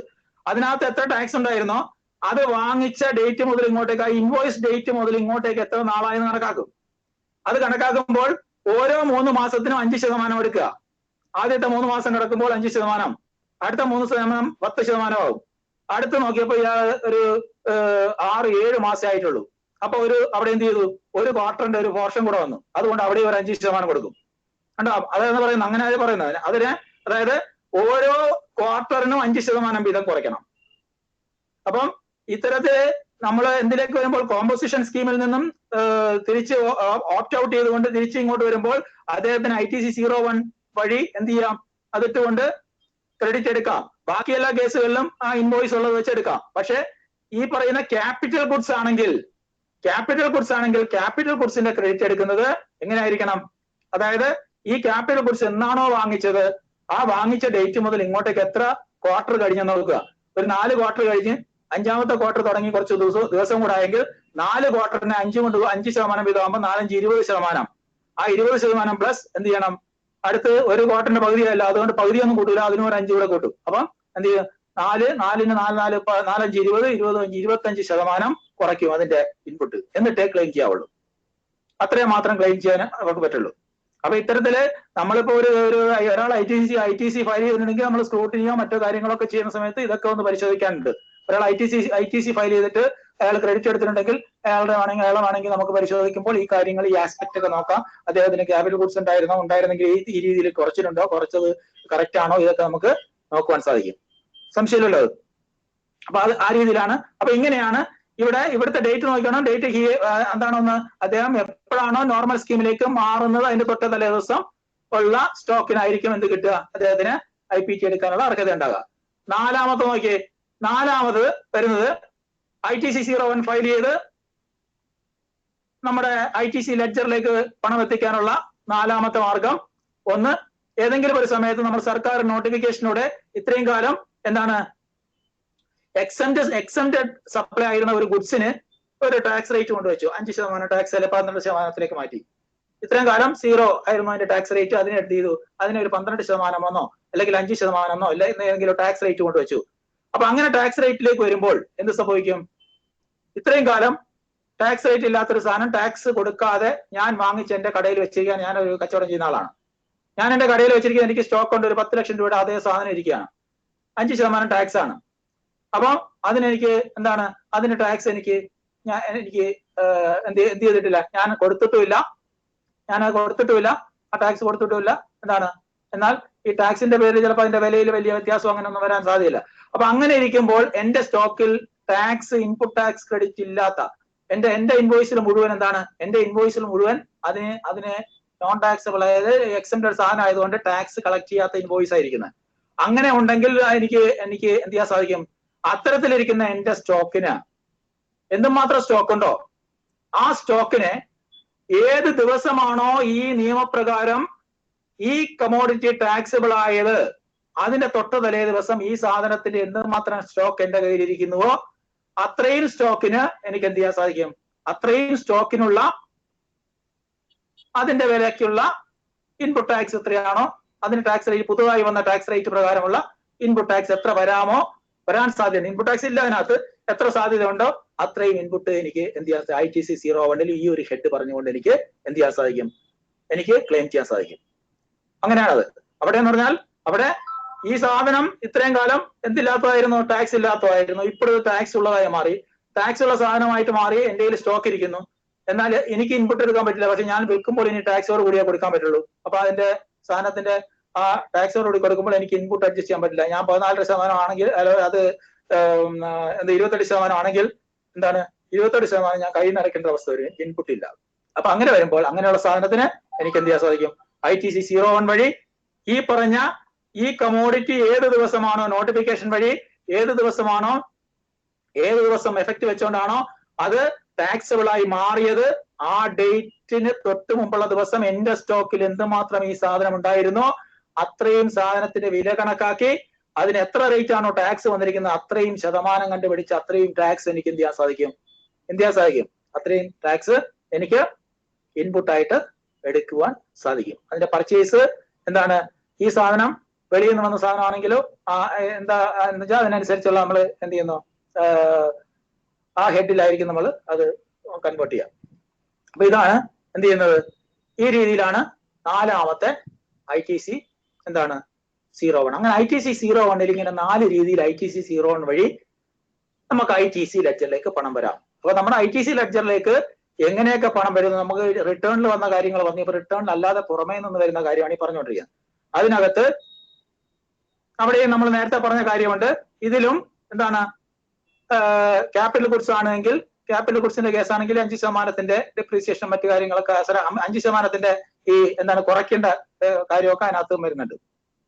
ഇനി അടുത്ത് വരുന്നത് ITC 02 ആണ്, മറ്റൊരു രീതിയിൽ. അപ്പൊ ITC 01 4 രീതിയിൽ ഫയൽ ചെയ്തിട്ട് നമ്മൾ എന്ത് ചെയ്യുന്നുണ്ട്, നമ്മള് tax input tax credit ITC ലെഡ്ജറിലേക്ക് എത്തിക്കുന്നുണ്ട് അല്ലെ. അടുത്ത് ITC 02 ആണ്. ITC 02 വഴി എങ്ങനെയാണ്, എന്തിനാണ് ITC 02 ചെയ്യുന്നത്, അതുവഴി എങ്ങനെയാണ് എന്ത് ചെയ്യുന്നത് ടാക്സ് വരുമെന്നുള്ളതാണ്. അവിടെ ശ്രദ്ധിക്കുക. അതായത് ഇത് to avail a credit of unutilised ITC available to a business unit which is sold as a whole, പിന്നെന്താണ് merged, amalgamated to other business, പിന്നെന്താണ് ട്രാൻസ്ഫേർഡ് ഓൺ ലീസ് എക്സെട്ര. അതൊരു ഡീമേർജറും വരുന്നുണ്ട്, ഡീമേർജർ ഇങ്ങനെയുള്ള കാര്യങ്ങളൊക്കെ വരുന്നുണ്ട്. അതായത് ഒരാള് ഒരു ബിസിനസ്, തന്റെ ബിസിനസ് ഒന്നുകിൽ വിൽക്കുന്നു, അല്ലെങ്കിൽ എന്ത് ചെയ്യുന്നു അതിന് ലീസിന് കൊടുക്കുന്നു, പിന്നെ എന്ത് ചെയ്യുന്നു, അല്ലെങ്കിൽ അതിനെ ഒരു മെർജ് ചെയ്യുന്നു, മറ്റൊരു ബിസിനസ്സുമായിട്ട് മെർജ് ചെയ്യുന്നു, അല്ലെങ്കിൽ മറ്റൊരു ബിസിനസ്സുമായിട്ട് അമാൽഗമേറ്റ് ചെയ്യുന്നു, അല്ലെങ്കിൽ എന്ത് ചെയ്യുന്നു ബിസിനസ് ലീസിന് തൽക്കാലത്തേക്ക് ലീസിന് വേണ്ടി കുറച്ച് നാളത്തേക്ക് വേറൊരാൾക്ക് ട്രാൻസ്ഫർ ചെയ്യുന്നു. അപ്പൊ അയാൾ വേറെ രജിസ്ട്രേഷൻ എടുക്കുന്നു. അപ്പൊ തൽക്കാലം എന്റെ രജിസ്ട്രേഷൻ നിന്നും സാധനങ്ങൾ അതിന്റെ ഇൻപുട്ട് ടാക്സ് ക്രെഡിറ്റ് ഒക്കെ വേണമെങ്കിൽ ഏത് ചെയ്യുക, പുതുതായിട്ട് ആർക്കാണോ ലീസ് ചെയ്ത് കൊടുത്തത് അയാൾക്ക് കൊടുക്കാൻ സാധിക്കും. ഇത്തരത്തില് ഉള്ള സമയത്താണ് ITC 02 ഫയൽ ചെയ്ത് ക്രെഡിറ്റ് അവൈൽ ചെയ്യുന്നത്. അപ്പൊ ITC 02 ഫയൽ ചെയ്യുന്നതിനുള്ള സാഹചര്യങ്ങൾ എന്തൊക്കെയാ പറഞ്ഞത്, ഒന്ന് അതായത് ഒരാൾ തന്റെ ബിസിനസ് എന്ത് ചെയ്യുന്നു, സെയിൽ ചെയ്യുന്നു, തന്റെ ബിസിനസ് സ്ഥാപനം പൂർണ്ണമായി വിൽക്കുന്നു, ആസ് എ ഹോൾ സെയിൽ ചെയ്യുന്നു മറ്റൊരു ബിസിനസ് സ്ഥാപനത്തിനോ അല്ലെങ്കിൽ മറ്റൊരാൾക്ക് ചെയ്യാം, സ്ഥാപനത്തിന് വേണ്ട മറ്റൊരാൾക്ക് ചെയ്യുന്നു, സ്ഥാപനത്തിനാകുമ്പോൾ മർജറായി പോകും. അപ്പൊ മറ്റൊരാൾക്ക് വിൽക്കുന്നു, അയാൾ വാങ്ങിച്ച് തുടർന്ന് നടത്തുമ്പോൾ ഇതിന്റെ സ്റ്റോക്ക് ഇതിനകത്തുള്ള ITC എല്ലാം ആർക്ക് പോകുന്നു, ITC 01 വഴി എന്ത് ചെയ്യാം, ITC GST ITC 02 വഴി എന്ത് ചെയ്യാൻ സാധിക്കും, മറ്റേ ആൾക്ക് എത്തിച്ചു കൊടുക്കാൻ സാധിക്കും. കണ്ടോ? അപ്പൊ അതിൽ ഓരോ ചാൻസ് ചോദിക്കണം. ഇവിടെ പറയുന്നു at the time when change in constitution takes place ആണ് ഇൻ ദ ബിസിനസ്. ഈ ബിസിനസ്സിലെ ചേഞ്ച് ഇൻ കോൺസ്റ്റിറ്റ്യൂഷൻ വരുമ്പോഴാണ് എന്ത് ചെയ്യുന്നത്, മിക്കവാറും ഇത് സംഭവിക്കുന്നത് എന്താണ് ITC 02ന്റെ ആവശ്യം വരുന്നത്? ഒന്ന്, at the time of sale, merger, amalgamation, lease, demerger etcetera, ഈ സാഹചര്യങ്ങളിലാണ് എന്ത് ചെയ്യുന്നത്? ITC 02 വരുന്നത്. ഇതെന്താണ് ഓരോന്ന് നോക്കാം. എന്താണ് മെർജർ? സെയിൽ എന്ന് പറഞ്ഞാൽ നമുക്കറിയാം, ഒരു ബിസിനസ്, ഞാനിപ്പോ ഒരു കച്ചവടം നടത്തിക്കൊണ്ടിരിക്കുന്നു, എനിക്കൊരു സർക്കാർ ജോലി കിട്ടി, ഞാൻ എന്ത് ചെയ്യുന്നു? എനിക്ക് സർക്കാർ ജോലിയുടെ രീതി അനുസരിച്ച് എന്ത് ചെയ്യാൻ പറ്റത്തില്ല, നമുക്ക് ഒരാൾക്ക് സർക്കാർ ജോലിയും ബിസിനസ്സും ഒരുമിച്ച് നടത്താൻ പറ്റത്തില്ല. അപ്പൊ എന്ത് ചെയ്യണം? എന്റെ പേരിലുള്ള ബിസിനസ് ഞാൻ വേറെ ആർക്കെങ്കിലും വിറ്റ്, അല്ലെങ്കിൽ എന്റെ വേറെ ആർക്കെങ്കിലും ബന്ധുക്കൾക്ക് കൊടുത്തിട്ട് എന്ത് ചെയ്യുന്നു? അദ്ദേഹത്തിന്റെ പേരിലാക്കിയിട്ടായിരിക്കും ഞാൻ ജോലിയിൽ പ്രവേശിക്കുക. അപ്പൊ അങ്ങനെ വരുമ്പോൾ എന്ത് ചെയ്യുന്നു? അവിടെ ഒരു ബിസിനസിന്റെ സെയിൽ നടന്നു. സെയിൽ ആസ് എ ഹോൾ പൂർണ്ണമായിട്ട് അയാൾക്ക് അങ്ങ് കൊടുക്കുകയാണ്. ആ ബിസിനസ് മൊത്തം അങ്ങ് കൊടുത്തു. അപ്പം അതിനകത്ത് ITC കാണും, സ്റ്റോക്ക് കാണും, ഇതൊക്കെ കാണും. ആ ITC എനിക്ക് എന്ത് ചെയ്യാൻ സാധിക്കും? അയാൾക്ക് കൈമാറാൻ പറ്റും, അയാൾക്ക് കൊടുക്കാൻ പറ്റും. അതാണ് സെയിൽ എന്ന് പറയുന്നത്. ഇനി മെർജർ എന്ന് പറയുന്നത് ശരിക്കും സബ്സ്യൂമിങ് ഓഫ് വൺ കമ്പനിന്റെ ഒരു സ്ഥാപനത്തെ മറ്റൊരു സ്ഥാപനത്തെ another resulting A single entity. അപ്പൊ അവിടെ ഒരു വ്യത്യാസം, ഈ മെർജറും ഉണ്ട് അമാൽഗമേഷനും ഉണ്ട്. ഇത് തമ്മിലുള്ള വ്യത്യാസം എന്ന് പറഞ്ഞാല്, മെർജർ എന്ന് പറയുന്നത് ഞാനൊരു A എന്ന് പറയുന്ന ബിസിനസ് ഞാൻ നടത്തുന്നു, B എന്ന് പറയുന്ന ബിസിനസ് വേറൊരാൾ നടത്തുന്നു. ഒന്നുകിൽ A എന്ന് പറയുന്ന എന്റെ ബിസിനസ്സിന് ഞാൻ എന്ത് ചെയ്യുന്നു? അയാളുടെ ബിയിലേക്ക് കൊണ്ട് മെർജ് ചെയ്യുന്നു, അല്ലെങ്കിൽ അയാളുടെ B എന്ന് പറയുന്ന ബിസിനസ് എന്റെ എയിലേക്ക് കൊണ്ട് മെർജ് ചെയ്യുന്നു. അപ്പൊ നമ്മൾ രണ്ടുപേരിൽ ഒരാൾ നിലനിൽക്കുന്നുണ്ട് ഇപ്പോഴും, ഒരാള് തുടർന്നും പ്രവർത്തിക്കുന്നു. ഇങ്ങനെയുള്ളതിനാണ് എന്ത് പറയാ? മെർജർ എന്ന് പറയാം. അപ്പൊ ഒരാള് ഒരു ബിസിനസ്, രണ്ടാളുടെ ബിസിനസ്സുകളിൽ അവരെ എഗ്രിമെന്റ് പ്രകാരം ഒരാളുടെ ബിസിനസ്സിനെ മറ്റൊരു ബിസിനസ്സിലേക്ക് കൊണ്ട് മെർജ് ചെയ്യുന്നു. അപ്പോൾ ഇതിനകത്ത് രണ്ടുപേരിൽ രണ്ട് എൻറ്റിറ്റികളിൽ ഒരു എൻറ്റിറ്റി ഇല്ലാതാവുന്നു, അതിൽ ഒരെണ്ണം നിലനിൽക്കും. അങ്ങനെയുള്ളതാണ് മെർജർ. എന്നാൽ അമാൽഗമേഷൻ എന്ന് പറയുമ്പോൾ എന്താണ്? അതിന്റെ സ്ട്രക്ചർ മുഴുവൻ മാറും. രണ്ടോ അതിലധികമോ എന്ത് ചെയ്യുന്നു? കമ്പനീസ് കൂടിച്ചേർന്നിട്ട് ഈ രണ്ടോ മൂന്നോ അല്ലാത്ത പുതിയൊരു കമ്പനി രൂപം കൊള്ളുന്നു. അവിടെ എന്തില്ല? അവിടെ എന്ത് നിലവിലില്ല? തുടർന്ന് എന്തില്ല? നേരത്തെ ഉള്ള കമ്പനി ഇല്ല. നേരത്തെ ഉള്ള കമ്പനികളൊന്നും ഇല്ല, പുതിയ കമ്പനിയാണ് ഉണ്ടാകുന്നത്. അപ്പം നേരത്തെ ആണെങ്കിൽ മെർജർ ആകുമ്പോൾ അതിലൊന്ന് നിലനിൽക്കുന്നു. ഇവിടെ ആണെങ്കിൽ എന്താണ്? ഇവിടെ രണ്ടും പോയിട്ട് പകരം എല്ലാം രണ്ടോ മൂന്നോ നാലോ എന്തായിക്കോട്ടെ, എല്ലാം പോയിട്ട് പകരം എന്ത് വരികയാണ്? പുതിയൊന്ന് വരികയാണ്. അവിടെ പുതിയൊരു കമ്പനി വരുന്നു. എല്ലാം കൂടെ ചേർന്നിട്ട് പുതിയൊന്നാ വരുന്നത്. അപ്പൊ അങ്ങനെയുള്ളതാണ് അമാൽഗമേഷൻ എന്ന് പറയുന്നത്. എല്ലാം കൂടെ ലയിച്ച് ഒന്നാകുക. കണ്ടോ? അപ്പൊ അവിടെ വരുന്നത് ഈ കമ്പനികളിലൊന്നും ഒരു കമ്പനി ആയിരിക്കില്ല, എല്ലാം പുതിയൊരു GST തന്നെ വരും, പുതിയ ഒരു കമ്പനിയായി രജിസ്റ്റർ ചെയ്യപ്പെടുകയും ചെയ്യും. അതാണ് അമാൽഗമേഷൻ എന്ന് പറയുന്നത്. അപ്പൊ ആ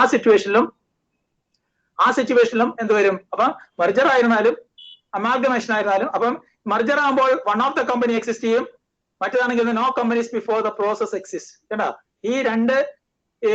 ഇതിനു മുമ്പ് ഈ അമാൽഗമേഷൻ നടന്നു കഴിഞ്ഞാൽ, ഈ അമാൽഗമേഷൻ നടക്കുന്നതിന് മുമ്പുള്ള ഒരു കമ്പനി അവിടെ നിലവിൽ കാണില്ല, പുതിയൊരു കമ്പനി ആയിരിക്കും ഉണ്ടാകുക. മറ്റേതാണെങ്കിൽ എന്താണ്?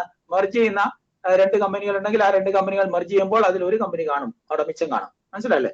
ഇനി ഡീമെർജർ എന്ന് പറയുന്ന പ്രോസസ് നോക്കുക. ഡീമെർജർ എന്ന് പറയുമ്പോൾ ഇത് തന്നെ നമുക്ക് പേരിന് മനസ്സിലാകും, സ്പ്ലിറ്റ് ചെയ്ത് പോവാണ് അല്ലെ? അപ്പൊ ഡീമെർജർ എന്ന് പറഞ്ഞാൽ കോർപ്പറേറ്റ് റീസ്ട്രക്ചറിംഗ് ആണ്. കോർപ്പറേറ്റുകളുടെ ഒരു റീസ്ട്രക്ചറിംഗ് ആണ്, in which operations of A business entity split ആണ്. അത് സ്പ്ലിറ്റ് അപ്പ് ഇൻടു എന്താണ്? 2 or more കോമ്പണൻസ്. കണ്ടാ? ഒരു കോർപ്പറേറ്റ് റീസ്ട്രക്ചറിംഗ് ആണ്. ഒരു കോർപ്പറേറ്റിന്റെ കോർപ്പറേറ്റ് കമ്പനി ഉണ്ടെങ്കിൽ അതിനെ റീസ്ട്രക്ചർ ചെയ്യാണ്. അതിനകത്ത് രണ്ടോ അതിലധികമോ കോമ്പണൻസ് ആയിട്ട് ഒരു ബിസിനസ് എൻറ്റിറ്റി എന്ന് പറയുന്നത് രണ്ടോ അതിലധികമോ ആയിട്ട്, 2, 3, 4 ഒക്കെ ആയിട്ട് പല കോമ്പണൻസ് ആയിട്ട് സ്പ്ലിറ്റ് ചെയ്ത് മാറുന്നു. കണ്ടോ? അപ്പൊ അവിടെ എന്ത് ചെയ്യേണ്ടി വരും? അവിടെ ഇപ്പൊ ഇൻപുട്ട് ടാക്സ് എങ്ങനെ വരുന്നത്? മറ്റേ ഇൻപുട്ട് ടാക്സ് അങ്ങോട്ട് ട്രാൻസ്ഫർ ചെയ്ത് കൊടുക്കാൻ, ഇതിനകത്താണെങ്കിൽ ഇൻപുട്ട് ടാക്സ് ഡിവൈഡ് ചെയ്യേണ്ടി വരും. കണ്ടോ? മനസ്സിലല്ലേ? അവിടെ ഇവിടെ ഡിവൈഡ് ചെയ്യുന്ന രീതി എന്ന് പറയുമ്പോൾ ഇതിലെ ഡിവൈഡ് ചെയ്ത് കൊടുക്കേണ്ട രീതി എങ്ങനെ ആയിരിക്കണം? ബാക്കി എല്ലാത്തിലും ആസ് എ ഹോൾ നമ്മൾ ഇയാൾക്കുള്ള നേരത്തെ പറഞ്ഞ എല്ലാ കേസുകളിലും ഒരാള് മറ്റൊന്നിലേക്ക് അമാൽഗമേറ്റ് ചെയ്യുന്നു, മറ്റൊന്നിലേക്ക് മെർജ് ചെയ്യപ്പെടുകയൊക്കെ ചെയ്യുമ്പോൾ അയാളുടെ ക്രെഡിറ്റിൽ ബാലൻസ് കിടക്കുന്ന തുകയൊക്കെ എങ്ങോട്ടേക്ക് പോകും? നേരെ എന്തിലേക്ക് പോകും? അദ്ദേഹത്തിന്റെ പുതിയ മെർജ് ചെയ്യപ്പെടുന്ന കമ്പനിയിലേക്കോ അമാൽഗമേറ്റ് ചെയ്യുന്ന കമ്പനിയിലേക്കോ, അല്ലെങ്കിൽ എന്താണ് പുതിയൊരാൾക്ക് കൊടുക്കണേ അയാളിലേക്കോ ഒക്കെ പോകും. ഉണ്ടോ? അപ്പൊ ഇങ്ങനെയൊക്കെ പോകുന്നു. അപ്പൊ എന്നാൽ ഇവിടെയാണെങ്കിൽ എന്താ സംഭവിക്കുക? ഇവിടെയാണെങ്കിൽ ഈ പറയപ്പെടുന്ന ഒരു ഡീമർജർ നടക്കുമ്പോൾ ആ ഒരു കമ്പനി 2 or 3 അദ്ദേഹത്തിന്റെ ആ കമ്പനിയുടെ എന്താണ് പല കമ്പോണൻസ് ആയിട്ട് മാറുകയാണ്. 2 or 3 കമ്പനി ആയിട്ട് മാറുന്നു. അങ്ങനെ മാറുമ്പോൾ ആ മാറുന്ന സമയത്ത് അവിടെ എന്ത് കാണും? അവർക്ക് ഈ ഡീമർജർ നടക്കുമ്പോൾ അവർക്ക് എന്തുണ്ടാവും? ഒരു ഡീമർജർ സ്കീം ഉണ്ടാവും. ആ ഡീമർജർ സ്കീമിനകത്ത് കൃത്യമായിട്ട് പറഞ്ഞിരിക്കും, ഇവരുടെ മൊത്തം അസറ്റിന്റെ റേഷ്യോ പറഞ്ഞിരിക്കും. 3 ആയിട്ട് വിഭജിച്ചെങ്കിൽ അതായത് 4:3:1 എന്ന് പറയുന്ന റേഷ്യോയിൽ ഇന്ന കമ്പനിക്കായിട്ട് ഇതിന്റെ മൊത്തം അസറ്റ് മാറ്റുന്നു എന്ന് പറയും. അപ്പൊ ആ ഡീമർജർ സ്കീമിനകത്ത് പറഞ്ഞിരിക്കുന്ന റേഷ്യോ അസറ്റ്, അതായത് ഈ കമ്പനി ഒറ്റ കമ്പനി ആയിരുന്ന സമയത്ത് 3 കമ്പോണന്റ് 4 കമ്പോണന്റ് ആയിട്ട് പിരിയുന്നതിന് മുമ്പ് ഒറ്റ കമ്പനി ആയിരുന്ന സമയത്ത് ഇതിന് ഉണ്ടായിരുന്ന അസറ്റ് ഇപ്പോൾ 3 കമ്പനിക്കായിട്ട് ഡിവൈഡ് ചെയ്ത് കൊടുത്തു. അത് ഏത് റേഷ്യോയിലാണോ ഡിവൈഡ് ചെയ്ത് കൊടുക്കുന്നത്, എന്ത് പ്രകാരം, ഈ പറയുന്ന ഡീമർജർ സ്കീം അനുസരിച്ച് ഡിവൈഡ് ചെയ്ത് കൊടുക്കുന്നത്. ആ സ്കീമിൽ പറയുന്ന റേഷ്യോ എന്താണോ ആ സ്കീമിൽ പറഞ്ഞ റേഷ്യോയിൽ അസറ്റ് എങ്ങനെ ഡിവൈഡ് ചെയ്തോ, ഏത് റേഷ്യോയിൽ ഡിവൈഡ് ചെയ്തോ അതിനനുസരിച്ചായിരിക്കും ഈ IPTയും ഡിവൈഡ് ചെയ്യപ്പെടുക. മനസ്സിലായോ? അപ്പം ഇത്തരത്തിലൊരു ഒരു എന്ത് നടന്നു കഴിഞ്ഞാൽ, ഡീമർജർ നടന്നു കഴിഞ്ഞാൽ നമുക്കത് പരിശോധിക്കണമെങ്കിൽ എന്ത് വേണ്ടി വരും? അവിടെ ഡീമർജർ സ്കീം വേണ്ടി വരും. ആ സ്കീം അനുസരിച്ചാണോ ഇത് ചെയ്തിരിക്കുന്നത് നമുക്ക് നോക്കാൻ പറ്റും. മനസ്സിലായി? അവിടെ ഡീമർജർ സ്കീമിന്റെ സ്കീം പരിശോധിച്ചാല് ഈ പറഞ്ഞിരിക്കുന്ന ITC 01 02 ക്ലെയിം ചെയ്തിരിക്കുന്ന ഇൻപുട്ട് ടാക്സ് ക്രെഡിറ്റ് കറക്റ്റ് ആണോ എന്ന് നമുക്ക് മനസ്സിലാക്കുവാൻ സാധിക്കുകയുള്ളൂ. മനസ്സിലായല്ലോ? അടുത്തതിനകത്ത് പറയേണ്ടത് വെച്ചാൽ ഈ ITC 02ന്റെ കൂടെയും നമുക്ക് എന്ത് വേണം, അതായത് ഒരു 02 ഫയൽ ചെയ്യുമ്പോഴും അതിനകത്ത് എന്ത് വേണം, ഒരു ചാർട്ടേഡ് അക്കൗണ്ട് ഉണ്ടെങ്കിൽ കോസ്റ്റ് അക്കൗണ്ടിന്റെ എന്ത് വേണം, അതിനകത്ത് അവിടെ ടേൺ ഓവർ ഒന്നും പറയുന്നില്ല. ഇത് നടക്കുന്ന സമയത്ത് ടാക്സിന്റെ ക്വാണ്ടിറ്റി ഒന്നും പറയുന്നില്ല. അവിടെ ITC 02 ഫയൽ ചെയ്യുന്ന സമയത്ത് ഒരു CA സർട്ടിഫൈ ചെയ്യണം. എന്ത് പറഞ്ഞിട്ടാണ്, അതായത് അദ്ദേഹം പറയേണ്ടത് വെച്ചാൽ transfer of liabilities provisions obey ചെയ്തുകൊണ്ടാണ് ഇതെല്ലാം നടന്നിരിക്കുന്നതെന്ന് സർട്ടിഫൈ ചെയ്ത് കൊടുക്കണം. മനസ്സിലല്ലേ? അതിനകത്ത് transfer of liabilities provision obey ചെയ്തുകൊണ്ടാണ് ഈ പറയുന്ന ITC 02 ഫയൽ ചെയ്യുന്നത്. ഞാൻ പരിശോധിച്ചു എന്ന് സർട്ടിഫൈ ചെയ്ത് CA ഒരു കൂടി അക്കമ്പനി ചെയ്യണം, ഒരു സർട്ടിഫിക്കറ്റ് കൂടി അതിന് കൂടെ അക്കമ്പനി ചെയ്തിരിക്കണം ITC 02 ഈ പറയുന്ന ഡീമർജർ വരുന്ന സമയത്ത്. ഇനി ഇത് നമ്മൾ നേരത്തെ പറഞ്ഞ പോലെ തന്നെ ഈ ITC 02 കോമൺ പോർട്ടൽ അപ്ലോഡ് ചെയ്യുന്ന സമയത്ത് എന്ത് സംഭവിക്കും,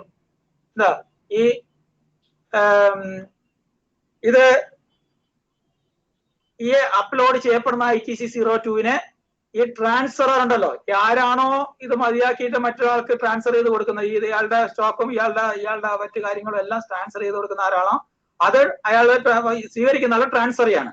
ആ ട്രാൻസ്ഫർ എന്ത് ചെയ്യണം, ട്രാൻസ്ഫർ ഈ ITC 02 അക്സെപ്റ്റ് ചെയ്യണം. അക്സെപ്റ്റ് ചെയ്യുമ്പോൾ ആ അക്സെപ്റ്റ് ചെയ്യുന്ന നിമിഷം കോമൺ പോർട്ടലിൽ ഇദ്ദേഹം ഫയൽ ചെയ്യുന്നു. ITC 02 ആര് ഫയൽ ചെയ്യും, ആരാണോ ട്രാൻസ്ഫറർ അയാൾ ഫയൽ ചെയ്യും. ആ ട്രാൻസ്ഫർ ഫയൽ ചെയ്യുന്ന സമയത്ത് അത് ട്രാൻസ്ഫർ ആർക്കാണോ ട്രാൻസ്ഫർ ചെയ്യുന്ന അയാളാണ് ട്രാൻസ്ഫർ. ആ ട്രാൻസ്ഫർ എന്ത് ചെയ്യണം, അതിനെ എന്ത് ചെയ്യണം, ആ അപ്ലോഡ് ചെയ്ത ITC 02 അക്സെപ്റ്റ് ചെയ്യുമ്പോൾ ആ നിമിഷം എന്ത് ചെയ്യുന്നു, ഇതിലുള്ള ഇൻപുട്ട് ടാക്സ് ക്രെഡിറ്റ് മുഴുവൻ ആരിലേക്ക് ചെല്ലും, ഈ പറയുന്ന ആർക്ക്, ട്രാൻസ്ഫറിന്റെ ലെക്ചറിലേക്ക്, ലയബിലിറ്റി ലെക്ചറിലേക്ക് എത്തിച്ചേരും. ഇത്രയാണ്. ഇനി 03 ഉണ്ട്. 03 ഒക്കെ ക്രെഡിറ്റ് ക്രെഡിറ്റ് എമൗണ്ട് കുറയുന്ന ക്രെഡിറ്റിലേക്ക് വരുന്നതല്ല. അതായത് നമ്മൾ നേരത്തെ പറഞ്ഞതിന്റെ ഓപ്പോസിറ്റ് ആണ്. അതായത് ഫോം GST ITC 03 ഉണ്ട്. ആ 03 വരുന്നത് ഈ സാധാരണഗതിയിൽ നേരത്തെ പറഞ്ഞല്ലോ, ഒരു ടാക്സബിൾ പേഴ്സൺ നേരത്തെ ഓപ്റ്റ് ഔട്ട് ചെയ്തപ്പോഴാണ്, കോമ്പോസിഷനിൽ നിന്ന് ഓപ്റ്റ് ഔട്ട് ചെയ്തപ്പോഴും, അതുപോലെ നമ്മൾ പറഞ്ഞ ഏതെങ്കിലും ഒരു ഇപ്പം ഇത്രയും കാലം ടാക്സബിൾ അല്ലാതിരുന്ന ഒരു സാധനം, എക്സെപ്റ്റഡ് ആയിട്ടിരുന്ന സാധനം ടാക്സബിൾ ആവുകയും ചെയ്തു. അതിന്റെ നേരെ ഓപ്പോസിറ്റ് പ്രോസസ് നടക്കുമ്പോൾ നമുക്ക് എന്ത് ചെയ്യേണ്ടി വരും, നേരെ ഓപ്പോസിറ്റ് പ്രോസസ് ഇവിടെ ചെയ്യേണ്ടി വരും. നേരത്തെ ആണെങ്കിൽ അതിലൊക്കെ എന്താ ചെയ്തത്, അതിലൊക്കെ നമ്മൾ ITC 01 ചെയ്തിട്ട് എന്ത് ചെയ്ത് ക്രെഡിറ്റ് ലെഡ്ജറിലേക്ക് പൈസ ഇങ്ങോട്ടേക്ക് എത്തിക്കുക ചെയ്തത്. ഇതാകുമ്പോൾ എന്ത് ചെയ്യേണ്ടി വരും, ഒരു ടാക്സബിൾ പേഴ്സൺ എന്ത് ചെയ്യുന്നു, നോർമൽ സ്കീമിൽ നിന്നും അദ്ദേഹം കോമ്പോസിഷൻ സ്കീമിലേക്ക് മാറിപ്പോകുന്നു. അങ്ങനെ മാറിപ്പോകുന്ന സമയത്ത് അദ്ദേഹത്തിന് എന്ത് ചെയ്യേണ്ടി വരും, അദ്ദേഹത്തിന് ഇനി അങ്ങോട്ട് ITCയുടെ എന്തില്ല, ബെനിഫിറ്റ് ഇല്ല. അപ്പൊ അദ്ദേഹത്തിന്റെ ITC ലെഡ്ജറിൽ കിടക്കുന്ന ITC മുഴുവൻ അദ്ദേഹം എന്ത് ചെയ്യേണ്ടി വരും, ലെഡ്ജറിലല്ല, അദ്ദേഹത്തിന്റെ സ്റ്റോക്കിലുള്ള ITC മുഴുവൻ അദ്ദേഹം എന്ത് ചെയ്യണം, റിവേഴ്സ് ചെയ്യണം. അപ്പൊ സ്റ്റോക്കിലുള്ള ITC മുഴുവൻ അദ്ദേഹം കണക്കാക്കി അദ്ദേഹം എന്ത് ചെയ്യുന്നു, ITC 03 അത് കാണിച്ച് അപ്ലോഡ് ചെയ്യുമ്പോൾ ഇദ്ദേഹം എന്ത് ചെയ്യേണ്ടി വരും, ഈ പൈസ അത്രയും എങ്ങോട്ടേക്ക് എവിടുന്ന് ഡെബിറ്റ് ചെയ്യേണ്ടി വരും, ഇദ്ദേഹത്തിന്റെ ലെഡ്ജറിൽ പൈസ ഉണ്ടെങ്കിൽ ഡെബിറ്റ് ചെയ്യാം. ക്രെഡിറ്റ് ലെഡ്ജറിലും ക്യാഷ് ലെഡ്ജറിലും അപ്പോഴുള്ള പൈസ വെച്ച് ഡെബിറ്റ് ചെയ്യാം. തികയാത്ത പൈസ നമ്മൾ ക്യാഷ് ലെഡ്ജറിൽ ഇട്ട് കൊടുത്ത് അത്രയും അദ്ദേഹത്തിന്റെ ഇവരുടെ എന്തിൽ നിന്ന് ഡെബിറ്റ് ചെയ്യണം, ഇദ്ദേഹത്തിന്റെ എന്തിൽ നിന്ന് ലെഡ്ജറുകളിൽ നിന്ന് ഡെബിറ്റ് ചെയ്ത് മാറ്റി ക്രെഡിറ്റ് ലെഡ്ജർ 0 ആണ്. ക്രെഡിറ്റ് ലെഡ്ജർ എന്നിട്ടും ബാക്കി കിടക്കുന്നുണ്ടെങ്കിൽ അതും കൂടി ഡെബിറ്റ് ചെയ്ത് കളയണം. ക്രെഡിറ്റ് ലെഡ്ജറിൽ ഒന്നും ഉണ്ടാകാൻ പാടില്ല. അതല്ല, ഇനി തികയാതെ വരുന്നുണ്ടെങ്കിൽ ക്രെഡിറ്റ് ലെഡ്ജറിൽ നിന്ന് മാക്സിമം എടുത്തു കഴിഞ്ഞിട്ട് ബാക്കി തികയാത്തത് ക്യാഷ് ലെഡ്ജറിൽ നിന്ന് എടുത്തു, അത് കഴിഞ്ഞിട്ട് വീണ്ടും തികയാതെ ഉണ്ടെങ്കിൽ ആ തുക എന്ത് ചെയ്യേണ്ടി വരും? ആ തുക വീണ്ടും ചലാൻ അടച്ച് ക്യാഷ് ലെഡ്ജറിലേക്ക് ഇട്ട് കൊടുത്തിട്ട് ആ തുക എന്ത് ചെയ്യേണ്ടി വരും? ക്ലിയർ ചെയ്യേണ്ടി വരും. അപ്പൊ എന്ന് പറഞ്ഞാൽ ശരിക്കും പറഞ്ഞാൽ ഈ പറയുന്ന ITC 03 ഫയൽ ചെയ്യുമ്പോൾ സംഭവിക്കുന്നത് ഏത് കേസിലായിരുന്നാലും, ഈ കോമ്പോസിഷന്റെ കേസിലായിരുന്നാലും എന്താണ്, ടാക്സബിൾ ആയിരിക്കുന്ന ഒരു സാധനം പെട്ടെന്ന് ഒരു നോട്ടിഫിക്കേഷൻ വഴി നോൺ ടാക്സബിൾ ആയി മാറിയാലും, അപ്പൊ നമ്മള് സാധാരണഗതിയിൽ ടാക്സബിൾ ആയിരിക്കുന്ന ഒരു സാധനത്തെ നോൺ ടാക്സബിൾ ആയി മാറുന്ന സമയത്ത് അത്തരത്തിലുള്ള കമോഡിറ്റി ഡീൽ ചെയ്യുന്ന ടാക്സബിൾ പേഴ്സൺസിന്റെ എന്താണ് ഇത്തരത്തില് ITC 03 വഴിയോ അല്ലെ ഏതെങ്കിലും വഴിയോ അവർ പൈസ അടച്ച് എന്ത് ചെയ്തിട്ടുണ്ടോ, ഇത് റിവേഴ്സ് ചെയ്തിട്ടുണ്ടോ എന്നുള്ളത് നോക്കണം. ഈ പോർഷന്റെ അദ്ദേഹത്തിന്റെ സ്റ്റോക്കിലിരിക്കുന്ന സാധനത്തിനുള്ള എന്ത് റിവേഴ്സ് ചെയ്തിട്ടുണ്ടോ എന്ന്, അതിനുള്ള ITC റിവേഴ്സ് ചെയ്തിട്ടുണ്ടോ എന്ന് പരിശോധിക്കാൻ നമ്മൾ ബാധ്യസ്ഥരാണ്. അതാണ് അതിൽ വരുന്നൊരു കാര്യം. അപ്പം ഇവിടെ അതാണ്. അപ്പൊ ഈ രണ്ട് കാര്യങ്ങൾ ഇവിടെ വരുന്നുണ്ട്. അപ്പൊ ഇതിനകത്ത് രണ്ട് കാര്യങ്ങൾ വരുന്നത്, രണ്ട് കാര്യങ്ങളെല്ലാം മറ്റേതെങ്കിലും രീതിയിലൊക്കെ നമുക്ക് എന്ത് ചെയ്യാം, ഈ ഒരു സാഹചര്യത്തിൽ ഏതെങ്കിലും സാഹചര്യത്തിൽ ITC ലെഡ്ജറിൽ നിന്ന് ലെഡ്ജറിൽ കിടക്കുന്ന പൈസ എന്താണ് അവിടെ ആവശ്യമില്ലാത്തതാണ്, ഈ കാരണം എന്തെങ്കിലും ഒരു പ്രത്യേക കാരണത്താൽ അതിനെ അവിടെ മാറ്റണം എന്ന് പറഞ്ഞാൽ നമുക്ക് ITC 03 വഴി എന്ത് ചെയ്യാം, ലെഡ്ജറിൽ നിന്ന് നമുക്ക് ഡെബിറ്റ് ചെയ്ത് മാറ്റാൻ എന്ത് ചെയ്യാൻ സാധിക്കും, ലെഡ്ജറിൽ നിന്ന് ഡെബിറ്റ് ചെയ്ത് പുറത്തേക്ക് മാറ്റാൻ പറ്റും ITC 03 കൊടുത്തിട്ട്. മനസ്സിലല്ലേ? പ്രത്യേകിച്ചും എപ്പോഴും സംഭവിക്കുന്ന കാര്യങ്ങൾ ഇതൊക്കെയാണ്. എന്താണ്, ഒന്ന് എന്താണ് കോമ്പോസിഷൻ സ്കീമിലേക്ക് പോകുന്ന സമയത്ത്, നേരത്തെ ഓപ്റ്റ് ഔട്ട് ചെയ്തപ്പോൾ തിരിച്ചായിരുന്നു, ഇവിടെ കോമ്പൻസേഷൻ സ്കീമിലേക്ക് ഓപ്റ്റ് ചെയ്യുന്ന സമയത്ത് ITC 03 ചെയ്തിട്ട് എന്ത് ചെയ്യണം, അദ്ദേഹത്തിന്റെ ledger, credit ledger, cash ledger അതിൽ നിന്ന് ഡെബിറ്റ് ചെയ്ത് അദ്ദേഹത്തിന്റെ സ്റ്റോക്കിലുള്ള എല്ലാ സാധനത്തിന്റെയും എന്ത് കണക്കാക്കി ആ സ്റ്റോക്കിലിരിക്കുന്ന സാധനങ്ങളുടെ എല്ലാത്തിന്റെയും കൂടി ITC കണക്കാക്കിയിട്ട് ആ ITCയെ ക്രെഡിറ്റ് ലെഡ്ജറിൽ നിന്നും ആദ്യം ഡെബിറ്റ് ചെയ്യാം, പിന്നെ അത് തികയാതെ വരികയാണെങ്കിൽ ക്യാഷ് ലെഡ്ജറിൽ നിന്ന് എടുക്കാം, എന്നിട്ടും തികയുന്നില്ലെങ്കിൽ ബാക്കി തുക കൂടി ക്യാഷ് ലെഡ്ജറിലേക്ക് അടച്ചു കൊടുത്തിട്ട് എല്ലാം ഡെബിറ്റ് ചെയ്തതിനു ശേഷമേ അത് പോകാൻ പറ്റുള്ളൂ. അതുപോലെ എന്ത് തന്നെയാ ഒരു ടാക്സബിൾ കമോഡിറ്റി ആയിരിക്കുന്ന ഒരു സാധനം നോൺ ടാക്സബിൾ കമോഡിറ്റി ആയി കഴിഞ്ഞാൽ പിന്നെ ആ സാധനത്തിന്റെ ഇൻപുട്ട് അദ്ദേഹത്തിന് അവൈൽ ചെയ്യാൻ പറ്റാത്ത സാഹചര്യം. പക്ഷെ അതിനകത്ത് വേറെ കാര്യമുണ്ട്, അതിന്റെ ഇൻപുട്ട് ടാക്സ് ഇയാൾ കയ്യിൽ നിന്ന് അടച്ചിട്ടുള്ളതുകൊണ്ട് അത് വിഷയമായിട്ട് വരുന്നില്ല, അതൊരു പ്രശ്നമല്ല, ഇയാൾ കയ്യിൽ നിന്ന് അടച്ചിട്ടുള്ളതാണ്. അപ്പൊ ഇതാണ്. പിന്നെ ITC 04 വരുന്ന കേസ്, അത് എന്താണ്, ഈ പ്രിൻസിപ്പലും അതുപോലെ ജോബ് വർക്കറുമാണ്. അതായത് ഒരു ജോബ് വർക്കറെ സംബന്ധിച്ചുള്ള സാധാരണഗതി ജോബ് വർക്കർ എന്ത് ചെയ്യുന്നു, അദ്ദേഹത്തിന്റെ ജോബ് വർക്കർക്ക് പ്രിൻസിപ്പൽ എന്ന് പറയുന്ന ആള് പ്രിൻസിപ്പൽ മാനുഫാക്ചറർ. ഇപ്പൊ ഞാനൊരു മാനുഫാക്ചറർ ആണെങ്കിൽ, ഞാൻ പ്രിൻസിപ്പൽ മാനുഫാക്ചറർ ആണ്, എനിക്ക് പല സാധനങ്ങളും എനിക്ക് മറ്റ് ജോബ് വർക്കർക്ക് കൊടുത്ത് അവിടുന്ന് ചില കാര്യങ്ങൾ ചെയ്ത് വാങ്ങിച്ചിട്ടായിരിക്കും എന്റെ മാനുഫാക്ചറിങ് പ്രോസസ്സ് പിന്നീട് അങ്ങോട്ട് മുമ്പോട്ട് പോവുക. അപ്പം ഞാൻ ഇതിന്റെ റോ മെറ്റീരിയൽസ് വാങ്ങിച്ചുകൊണ്ട് വരുന്ന വഴി എനിക്ക് വേണമെങ്കിൽ ഡയറക്റ്റ് ആയിട്ട് അവിടെ കൊണ്ടുപോകാം, ഈ പറയുന്ന ജോബ് വർക്കറുടെ അടുത്തേക്ക് കൊണ്ടുപോകാം, അല്ലെങ്കിൽ എന്റെ സ്ഥലത്ത് കൊണ്ടുവന്ന് അക്കൗണ്ട് ചെയ്തതിനു ശേഷം അതിനെ എന്റെ ജോബ് വർക്കറുടെ അടുത്തേക്ക് കൊണ്ടുപോകാം. അപ്പം ഇത് അല്ലെങ്കിൽ ഒരു ജോബ് വർക്കറുടെ അടുത്തുനിന്ന് ഒരു ജോബ് ചെയ്തിട്ട് അവിടുന്ന് വീണ്ടും വേറെ പണിയും കൂടെ ചെയ്യാണ്ട് അവിടുന്ന് നേരിട്ട് അങ്ങോട്ട് കൊണ്ടുപോകാം, അങ്ങനെയൊക്കെ കൊണ്ടുപോകാം. അപ്പൊ ഗുഡ്സ് നമുക്ക് ഒരു പ്രിൻസിപ്പൽ മാനുഫാക്ചററെ സംബന്ധിച്ചിടത്തോളം ആ മാനുഫാക്ചറർക്കാണ് ജോബ് വർക്ക് വേണ്ടി വരിക. അപ്പൊ അദ്ദേഹത്തിന്റെ എന്തെങ്കിലും ഒരു പ്രോഡക്റ്റ് ഉണ്ടാക്കാൻ വേണ്ടിയിട്ട് സാധനങ്ങൾ പർച്ചേസ് ചെയ്യുന്നു, ചിലപ്പോൾ അതിൽ അദ്ദേഹത്തിന്റെ സ്ഥലത്ത് ഫാക്ടറിക്കകത്ത് ചെയ്യാൻ പറ്റാത്ത പല ജോബ് വർക്കുകളും ഉണ്ടെങ്കിൽ അത് മറ്റു സ്ഥലങ്ങളിൽ കൊണ്ടുപോയി ചെയ്തിട്ടായിരിക്കും ചിലപ്പോൾ ഇങ്ങോട്ട് വരിക, അല്ലെങ്കിൽ ഇവിടെ കുറച്ച് ചെയ്തിട്ട് അതിനെ പിന്നെ കൊണ്ടുപോകും മറ്റൊരു സ്ഥലത്തേക്ക്. അല്ലെങ്കിൽ എന്ത് ചെയ്യുന്നു, മാനുഫാക്ചറിങ് യൂണിറ്റിൽ വരുന്ന സാധനം വരുന്ന വഴി തന്നെ ഒരു ജോബ് വർക്കറുടെ അടുത്ത് പോകുന്നു, അവിടുന്ന് അതിൽ കുറച്ച് മോഡിഫിക്കേഷൻ വരുത്തിയിട്ട് അതിനെ വേറൊരു സ്ഥലത്ത് കൊണ്ട് അതിന് ആ ജോബ് വർക്കറുടെ അടുത്ത് മോഡിഫിക്കേഷൻ നടത്തി എന്നിട്ടായിരിക്കും തിരിച്ച് എന്ത് ചെയ്യുന്ന ഈ പറയുന്ന മാനുഫാക്ചറുടെ അടുത്തേക്ക് വരുന്നത്. അപ്പൊ അങ്ങനെ എന്ത് ചെയ്യാൻ സാധിക്കും, goods dispatched to a job worker നേരിട്ട് നടക്കാം, പിന്നെ റിസീവ്ഡ് ഫ്രം ജോബ് വർക്കർ അത് തിരിച്ച് ബാക്കി ജോലി കഴിഞ്ഞ് തിരിച്ചിങ്ങോട്ട് വരാം, പിന്നെ send from one job worker to another, ഒരു ജോബ് വർക്കറിൽ നിന്ന് മറ്റു ജോബ് വർക്കറിലേക്ക് പോയി, ഇങ്ങനെയൊക്കെ ഉള്ള പ്രോസസ്സ് നടക്കാം. പിന്നെ ഇവിടെ ഇങ്ങനെ വരുമ്പോൾ ഇത്തരത്തിലെ ഒരു പ്രിൻസിപ്പൽ മാനുഫാക്ചറെ സംബന്ധിച്ചിടത്തോളം അദ്ദേഹത്തിന് ഈ സാധനം വാങ്ങിച്ച് എവിടെ പോയിരുന്നാലും അദ്ദേഹത്തിന് അതിന്റെ ക്രെഡിറ്റും എടുക്കാം. അതിന്റെ ഇൻപുട്ട് ടാക്സ് ക്രെഡിറ്റ് ആരെടുക്കുന്നു, ഈ ഇൻപുട്ട് ടാക്സ് എടുക്കുന്നത് അതിന്റെ പ്രിൻസിപ്പൽ മാനുഫാക്ചർ എടുക്കും. സാധനം ചിലപ്പോൾ ഇവിടെ വന്നിട്ടുണ്ടാവില്ല, നേരെ പോയത് ഒരു ജോബ് വർക്കർ എടുത്തായിരിക്കും, അവിടുന്ന് മറ്റു ജോബ് വർക്കറിലൊക്കെ പോയിട്ട് പിന്നെ വരുള്ളൂ. എന്നിരുന്നാലും ആ എടുക്കുന്ന സമയത്ത് ഈ ഇൻപുട്ട് ഈ പറയുന്ന എന്താണ് പ്രിൻസിപ്പൽ മാനുഫാക്ചറർക്ക് അയാൾ മാനുഫാക്ചർ ചെയ്യുന്ന സാധനത്തിന് വേണ്ടിയിട്ട് പർച്ചേസ് ചെയ്ത റോ മെറ്റീരിയൽസ് നേരിട്ട് ഇവിടെ വന്നില്ലെങ്കിൽ കൂടി ഒരു നേരെ പോയിരിക്കുന്നത് ജോബ് വർക്കർ അടുത്തേക്കാണെങ്കിൽ കൂടി അതിന്റെ എന്തെടുക്കാം, ഇൻപുട്ട് ടാക്സ് ക്രെഡിറ്റ് എടുക്കാം. പക്ഷേ പക്ഷേ ഇത് ഇങ്ങനെയാണെങ്കിൽ പോലും, ഇങ്ങനെയാണെങ്കിൽ ഈ ഇൻപുട്സ് ആണെങ്കിൽ, ഇൻപുട്ട് ഗുഡ്സ് ആണെങ്കിൽ, ഇൻപുട്സ് രണ്ട് ടൈപ്പ് ഗുഡ്സ് ഉണ്ട് ഇതിനകത്ത്. ഇൻപുട്സും കാണും, ക്യാപിറ്റൽ ഗുഡ്സും കാണും.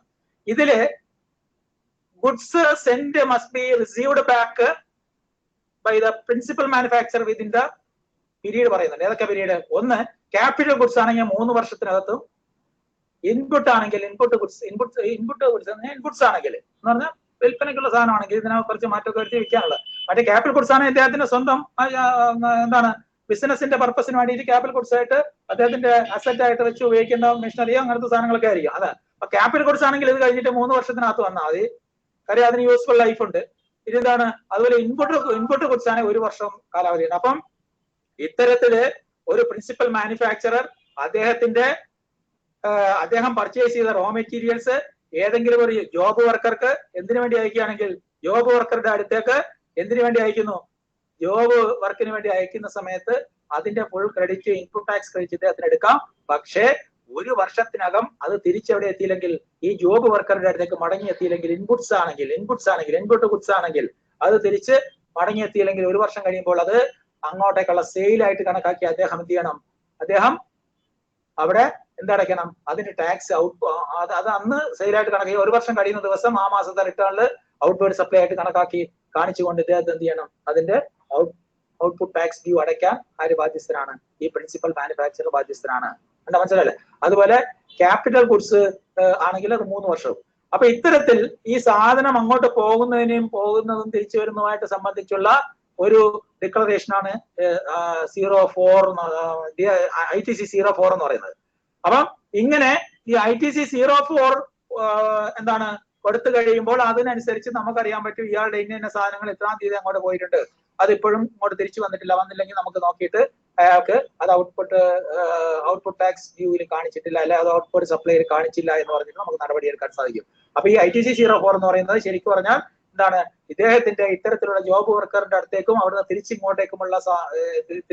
തിരിച്ചിങ്ങോട്ടുമുള്ള എന്താണ് ഇദ്ദേഹത്തിന്റെ ഗുഡ്സിന്റെ മൂവ്മെന്റ് കാണിക്കുന്നതിനുള്ള വ്യക്തമായ ഒരു ഡിക്ലറേഷൻ. ആ ഡിക്ലറേഷൻ വഴി നമുക്ക് എന്തൊക്കെ സാധനങ്ങൾ എവിടെ ഉണ്ടെന്ന് മനസ്സിലാക്കാൻ സാധിക്കും. ഇനി ഇത്തരത്തിലുള്ള ഈ റിട്ടേൺ ക്വാർട്ടർലി റിട്ടേൺ ആയിട്ട് ഈ മാനുഫാക്ചറർ എന്ത് ചെയ്യണം? ഈ പ്രിൻസിപ്പൽ മാനുഫാക്ചറർ ഫയൽ ചെയ്യുന്നുണ്ടാവും. ആ ഫയൽ ചെയ്യുന്നതിൽ നിന്ന് നമുക്ക് കൃത്യമായിട്ട് അതിനകത്ത് കൃത്യമായിട്ട് കോളംസിൽ പറയും എത്ര അങ്ങോട്ട് പോയി, ഇന്ന ആൾക്ക് പോയി, അവിടുന്ന് എത്ര ഇങ്ങോട്ട് തിരിച്ചു വന്നു. അപ്പൊ ഇത്ര പോയിട്ട് ഇത്ര തിരിച്ചു വന്നിട്ടില്ല, ഇന്ന 1 വർഷം കഴിഞ്ഞിട്ടും വരാത്ത കമ്മോഡിറ്റി ഉണ്ട് നമുക്ക് മനസ്സിലാക്കാൻ സാധിക്കും. അങ്ങനെ ITC 04 വെരിഫൈ ചെയ്തിട്ട് നമുക്ക് അതിൽ നടപടിയെടുക്കാൻ സാധിക്കും. ഇനി കണ്ടീഷൻസ് ഒക്കെ നമ്മൾ കഴിഞ്ഞ ക്ലാസ്സിൽ പറഞ്ഞു. ITC എടുക്കാനുള്ള കണ്ടീഷൻസ്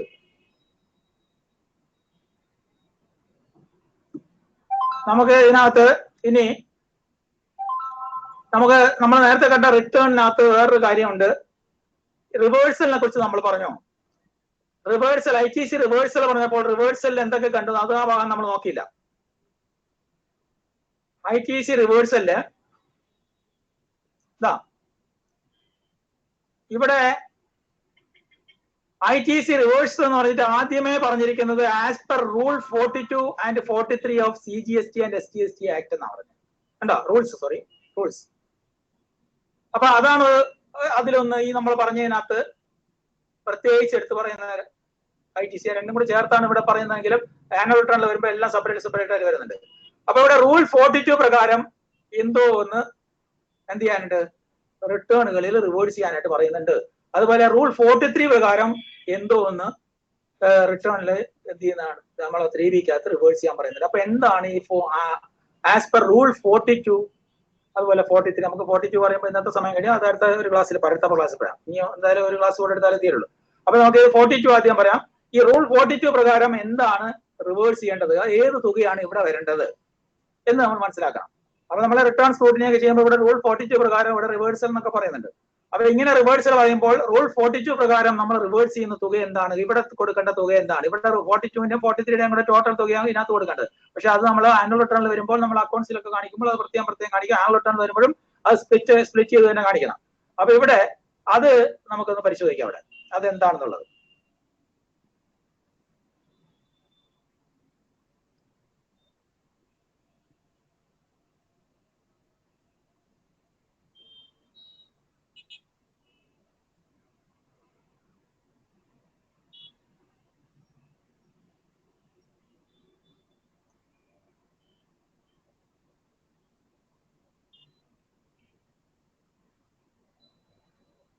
ഇതാണ് സെക്ഷൻ 17-ലാണെന്ന് പറയുന്നത്. Apportionment of credit and blocked credits, section 17. ഈ സെക്ഷനിലാണ്, സെക്ഷൻ 17-ലാണ് ഇതിനെ സംബന്ധിച്ച് പറയുന്നത്. അതിലാണ്, അതുമായി ബന്ധപ്പെട്ടാണ് എന്ത് വന്നിട്ടുള്ളത്, 42 വന്നിട്ടുള്ളത്. സെക്ഷൻ 17-നുമായി ബന്ധപ്പെട്ടാണ് റൂൾ 42 വന്നിട്ടുള്ളത്. അതായത് നമുക്കറിയാം ഈ സെക്ഷൻ 17(1)ലും 17(2)ലും രണ്ട് കാര്യങ്ങൾ പറയുന്നുണ്ട്. ഒന്നെന്താണ്, അതായത് നമുക്ക് ഇൻപുട്ട് ടാക്സ് ക്രെഡിറ്റ് നമ്മുടെ കയ്യിൽ, ഞാനിപ്പോ ഒരു ഡീലർ ആണെങ്കിൽ, ഒരു ടാക്സബിൾ പേഴ്സൺ ആണെങ്കിൽ, ഞാൻ ഈ മാസത്തിൽ കുറെ കാര്യങ്ങൾ പർച്ചേസ് ചെയ്യുന്നു. ഈ പർച്ചേസ് ചെയ്യുന്ന സാധനങ്ങളിൽ എല്ലാത്തിനും ഇൻവോയ്സ് ഉണ്ടാവും. അതിനകത്ത് ക്യാപിറ്റൽ ഗുഡ്സ് കാണും, അതുപോലെ ഇൻപുട്ട് ലഭിക്കുന്ന സാധാ സെയിലിനുള്ള ഗുഡ്സും കാണും. അപ്പൊ ഇത്തരത്തില് നമ്മൾ വാങ്ങിക്കുമ്പോൾ അതിന് പ്രത്യേകിച്ച് അങ്ങനെയൊന്നുമില്ല, നമ്മൾ കൊണ്ട് ഉപയോഗിക്കുന്ന രീതി അനുസരിച്ചാണ് അത് മാറുന്നത്. ക്യാപിറ്റൽ ഗുഡ്സ് ആയിട്ട് ഉപയോഗിക്കുകയാണെങ്കിൽ ക്യാപിറ്റൽ ഗുഡ്സ്. അപ്പൊ ഇത്തരത്തിൽ കിട്ടുന്ന ഇൻവോയ്സുകളിൽ എല്ലാം കൂടി ചേർത്ത് നമുക്ക് എന്ത് വരുന്നുണ്ട്, അതിനകത്ത് നമുക്ക് ഇൻപുട്ട് ടാക്സ് ക്രെഡിറ്റ് ഉണ്ട്. ഈ ഇൻപുട്ട് ടാക്സ് ക്രെഡിറ്റിനെ സംബന്ധിച്ചിടത്തോളം ഈ ഇൻപുട്ട് ടാക്സ് ക്രെഡിറ്റ് എടുക്കാൻ വേണ്ടി നമ്മൾ എടുക്കാൻ ഉള്ള ഇൻവോയ്സുകളിലുള്ള സാധനങ്ങൾ ഒരു ബിസിനസ് നടത്തുന്ന ആളിനെ സംബന്ധിച്ചിടത്തോളം അറിയാൻ പറ്റും. ഈ ഇൻവോയ്സ് പ്രകാരമുള്ള സാധനം ഞാൻ ടാക്സബിൾ സെയിലിന് വേണ്ടി ഉപയോഗിക്കാൻ പോവാണ്. അല്ലെങ്കിൽ ഇതെന്താണ്, ഇത് ഞാൻ എന്തിനു വേണ്ടി ഉപയോഗിക്കാൻ പോവാണ്, ഇത് ഞാൻ മാനുഫാക്ചർ ചെയ്യാൻ പോവാണ്. ഇത് ഈ സാധനം ഉപയോഗിച്ച് നിർമ്മിക്കുന്ന സാധനം എക്സംപ്റ്റഡ് സപ്ലൈ ആണ്, അതിന് ടാക്സ് ഇല്ലാത്ത സാധനമാണ്. അപ്പൊ അത് ഈ എക്സംപ്റ്റഡ് സപ്ലൈക്ക് വേണ്ടിയാണ് ഉപയോഗിക്കുന്നത്. മറ്റൊരു ഇൻവോയ്സ് എടുത്തു കഴിയുമ്പോൾ അതിനകത്തുള്ള തുക തിരിച്ചറിയാൻ പറ്റും, രണ്ടിനും ഉപയോഗിക്കുന്നുണ്ട്. എന്തിന്, ടാക്സബിളിനും ഉപയോഗിക്കുന്നുണ്ട്, എക്സംപ്റ്റഡ് സപ്ലൈക്ക് ഉപയോഗിക്കുന്നുണ്ട്. ഇങ്ങനെ പല രീതിയിലുള്ള സാധനം വരും. പിന്നെ മറ്റൊരു ഇൻവോയ്സ് എടുക്കുമ്പോൾ ആ സാധനം നോക്കുമ്പോൾ അത് ബ്ലോക്ക്ഡ് ക്രെഡിറ്റ് ആണ്. ബ്ലോക്ക്ഡ് ക്രെഡിറ്റ്, അതായത് നമ്മൾ 17(5)ല് കുറെ ലിസ്റ്റ് ഉണ്ട്, നമ്മൾ പഠിക്കാനത്. അപ്പൊ 17(5)ല് കുറെ ആക്ടിവിറ്റീസും കമോഡിറ്റീസും ഒക്കെ പറയുന്നുണ്ട്. അതെല്ലാം എന്താണ്, അത് ആ 17(5) ലിസ്റ്റ് പ്രകാരമുള്ള എല്ലാം ബ്ലോക്ക്ഡ് ക്രെഡിറ്റ് ആണ്. ആ ക്രെഡിറ്റ് എടുക്കാൻ നമുക്ക് അർഹതയില്ല. അപ്പൊ നമുക്ക് ഒരു ടാക്സബിൾ പേഴ്സണിനെ സംബന്ധിച്ചിടത്തോളം ഒരു മാസത്തിൽ തന്റെ കയ്യിൽ കിട്ടിയിരിക്കുന്ന ഈ ഇൻവോയ്സുകളെയൊക്കെ ഇങ്ങനെ 4ആയിട്ട് തരംതിരിക്കാൻ പറ്റും. ഇത് ബ്ലോക്ക്ഡ് ക്രെഡിറ്റ്, ഇത് മുഴുവനായിട്ടും ടാക്സബിൾ ആണ്. ഇത് എന്താണ്, അടുത്തെന്താണ്, ഇത് ഞാൻ എക്സംപ്റ്റഡ് സപ്ലൈക്ക് വേണ്ടി ഉപയോഗിക്കുന്നതാണ്. അത് കൂടാതെ ഇതിനകത്ത് ഓൺ യൂസും വരും. എന്താണ്, സ്വന്തം ആവശ്യത്തിന് വേണ്ടി ഉപയോഗിക്കുന്നത്, അതും ഇദ്ദേഹത്തിന്റെ GST നമ്പറിൽ വന്നിട്ടുള്ളതാണ്, അതും വരും. അങ്ങനെ 4 കാറ്റഗറി വരും. ഇനി 5ാമത് കാറ്റഗറി വരും. അതെന്താണ്, രണ്ടും വരുന്നത്. അതായത് എന്തിനാ ഉപയോഗിക്കുന്നത്, ടാക്സബിളിനും നോൺ ടാക്സബിളിനും ആയിട്ട് ഉപയോഗിക്കുന്നത്. അതിൽ തന്നെ എന്ത് വരും, ഓൺ യൂസിന് വരുന്നത്. അപ്പൊ ഇതില് ഒരു കാര്യം മനസ്സിലാക്കേണ്ടത്, നമ്മൾ ആദ്യം തന്നെ ഇതിനെ ഈ പറയുന്ന ഇൻപുട്ട് ടാക്സ് ക്രെഡിറ്റ് ഒരു ടാക്സബിൾ പേഴ്സൺ ഒരു മാസത്തെ റിട്ടേണിലേക്ക് എടുക്കുന്നതിന് മുമ്പേ ഇതിനെ തരംതിരിച്ച് ഇതിൽ ഏതൊക്കെ എടുക്കാം, ഇതിൽ ഏതൊക്കെ എടുക്കണ്ട, ഇതിൽ ഏതൊക്കെ അപ്പോർഷൻ ചെയ്തെടുക്കണം എന്ന് തീരുമാനിക്കേണ്ടതുണ്ട്. ഏതാണ് ഇപ്പൊ ഇതിനകത്ത് വരുന്ന കാര്യങ്ങൾ നോക്കിയോ, നമ്മളിപ്പോ അപ്പൊ അതിനകത്ത് നമ്മൾ ആദ്യം 1ലും 2ലും പറയുന്നത്, ഒന്ന് ഇത്തരത്തിൽ വരുന്ന ഇൻപുട്ട് ടാക്സ് ക്രെഡിറ്റിനെ എന്താണ്, ബിസിനസ് പർപ്പസിനും പാർട്ട്ലി ഫോർ ബിസിനസ് പർപ്പസിനും പാർട്ട്ലി ഫോർ എന്താണ് അതർ ദാൻ ബിസിനസ് പർപ്പസിന് ഉപയോഗിക്കാം. ബിസിനസ് പർപ്പസിന് ഉപയോഗിക്കാം, അല്ലെങ്കിൽ ബിസിനസ് പർപ്പസിന് അല്ലാതെ ഉപയോഗിക്കാം. രണ്ടാമത് പറയുന്നു പാർട്ടി ഫോർ ടാക്സബിൾ സപ്ലൈക്ക്, പാർട്ടി ഫോർ എക്സംപ്റ്റ് സപ്ലൈ. അപ്പൊ ബിസിനസ് സപ്ലൈയും അതർ ദാൻ ബിസിനസ് സപ്ലൈയും. ബിസിനസ് സപ്ലൈക്ക് ആണെങ്കിൽ മാത്രമേ അതിന് എന്തുള്ളൂ, ഇൻപുട്ട് ഉള്ളൂ. അതുപോലെ ടാക്സബിൾ സപ്ലൈക്ക് ആണെങ്കിൽ മാത്രമേ അതിന് ഇൻപുട്ട് ഉള്ളൂ. അപ്പൊ 2 കേസിനകത്തും ഇൻപുട്ട് ഇല്ലാത്ത പോർഷനും ഇൻപുട്ട് ഉള്ള പോർഷനുണ്ട്. അപ്പൊ ഈ 2 കാര്യങ്ങളിലും സെക്ഷൻ 17(1)ലും 17(2)ലും പറയുന്നത്, ഒന്ന് ഒരു ഇൻപുട്ട് ടാക്സ് ക്രെഡിറ്റ് എടുക്കുമ്പോൾ ആ ക്രെഡിറ്റിനകത്ത് വരുന്ന ഇൻപുട്ട് ടാക്സ് ക്രെഡിറ്റ് ഒരു ഭാഗം, അതിന്റെ ഒരു ഭാഗം എന്തിനു വേണ്ടി ഉപയോഗിക്കുന്നു, ടാക്സബിൾ ആയിട്ട് ഉപയോഗിക്കുന്നു, കുറച്ച് ഭാഗം എന്തായിട്ട് ഉപയോഗിക്കുന്നു, എക്സംപ്റ്റഡ് ആയിട്ട് ഉപയോഗിക്കുന്നു. മറ്റത് ഒരു ഭാഗം ബിസിനസ് ആവശ്യത്തിന് ഉപയോഗിക്കുന്നു, മറ്റൊരു ഭാഗം നോൺ ബിസിനസ് ആവശ്യത്തിന് ഉപയോഗിക്കുന്നു. അവിടെ നോൺ ബിസിനസ് ആവശ്യത്തിന് ഇൻപുട്ട് ടാക്സ് എടുക്കാൻ പറ്റില്ല, മറ്റടുത്ത് എക്സംപ്റ്റഡിനെ എന്തെടുക്കാൻ പറ്റത്തില്ല. ഹലോ സാർ, ഒരു ഡൗട്ട്. ഈ 17(5)ലുള്ള ഇൻപുട്ട് ടാക്സ് അവർ അപ്ലോഡ് ചെയ്ത് നമ്മളിപ്പോ എങ്ങനെ കണ്ടുപിടിക്കുക? അവര് ഇൻപുട്ട് എടുത്തിട്ടുണ്ടെങ്കിൽ നമ്മൾ ഈ സൈറ്റിനകത്ത് കയറിയിട്ട് അത് മനസ്സിലാക്കാൻ പറ്റുമോ സാറേ? ഇല്ല, നമ്മുടെ ഇതിനകത്ത് മനസ്സിലാക്കാൻ സാധ്യത കുറവാണ്. കാര്യം ഒന്നാമത് ഈ നമുക്ക് നമ്മുടെ സപ്ലയറുടെ പേര് പോലും കിട്ടുന്നില്ല. പേര് കിട്ടുകയാണെങ്കിൽ കാറൊക്കെ ആണെങ്കിൽ കണ്ടുപിടിക്കാൻ ചെറിയ അതിന്റെ പേരിലെ മോട്ടോഴ്സ് എന്തെങ്കിലും കാണുമ്പോഴെങ്കിലും കണ്ടുപിടിക്കാം, അല്ലാതെ കണ്ടുപിടിക്കാൻ പറ്റത്തില്ല. നമുക്ക് ഓരോരുത്തരുടെ GST നമ്പർ അടിച്ചു നോക്കി അയാളുടെ കമ്മോഡിറ്റി എന്താണെന്ന് നോക്കി ചെറിയ പോലൊക്കെ കണ്ടുപിടിക്കാനോ പറ്റില്ല. അല്ലാതെ ബുക്സ് നോക്കുമ്പോൾ മാത്രമേ കണ്ടുപിടിക്കാൻ പറ്റുള്ളൂ. അതേപോലെ ക്യാപിറ്റൽ ഗുഡ്സിന്റെ നമുക്ക് അത് കണ്ടുപിടിക്കാൻ പറ്റൂല അല്ലേ? പറ്റത്തില്ല. അവര് ഡിക്ലെയർ ചെയ്തെങ്കിൽ മാത്രമേ പറ്റുള്ളൂ. അവര് റിട്ടേണിൽ ഡിക്ലെയർ ചെയ്തെങ്കിലേ പറ്റുള്ളൂ. സാറേ വേറൊരു ഡൗട്ട്, ഈ 2A അവര് ഫയൽ ഇപ്പൊ ലേറ്റർ ആയിട്ട് ഫയൽ ഇൻട്രസ്റ്റ് കാൽക്കുലേറ്റ് ചെയ്യണ്ട സാറേ? ഹലോ, അതെ ഞാൻ ASMT കൊടുത്തു നമ്മള്. അതിനുശേഷം സപ്ലയറെ കൊണ്ട് അവർ പറയിച്ചിട്ട് അവരെന്ത് ചെയ്യുന്നു, GSTR 1 ഫയൽ ചെയ്യുന്നുണ്ട്, അല്ലെങ്കിൽ 3 ഫയൽ ചെയ്യുന്നുണ്ട്. ഇവരുടെ GSTR 2A പിന്നീടാണ് വരുന്നത്.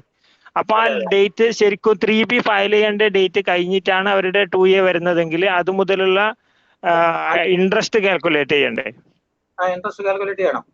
ഇൻട്രസ്റ്റ് അല്ല, ഇൻപുട്ട് ടാക്സ് ക്രെഡിറ്റിനെ സംബന്ധിച്ചിടത്തോളം വന്നിട്ടുള്ള ഡേറ്റ് അത് ഇവര് ഫയൽ ചെയ്തിട്ടുള്ളതല്ല, മറ്റേ സപ്ലയർ ഫയൽ ചെയ്ത ഡേറ്റ് ആണ്.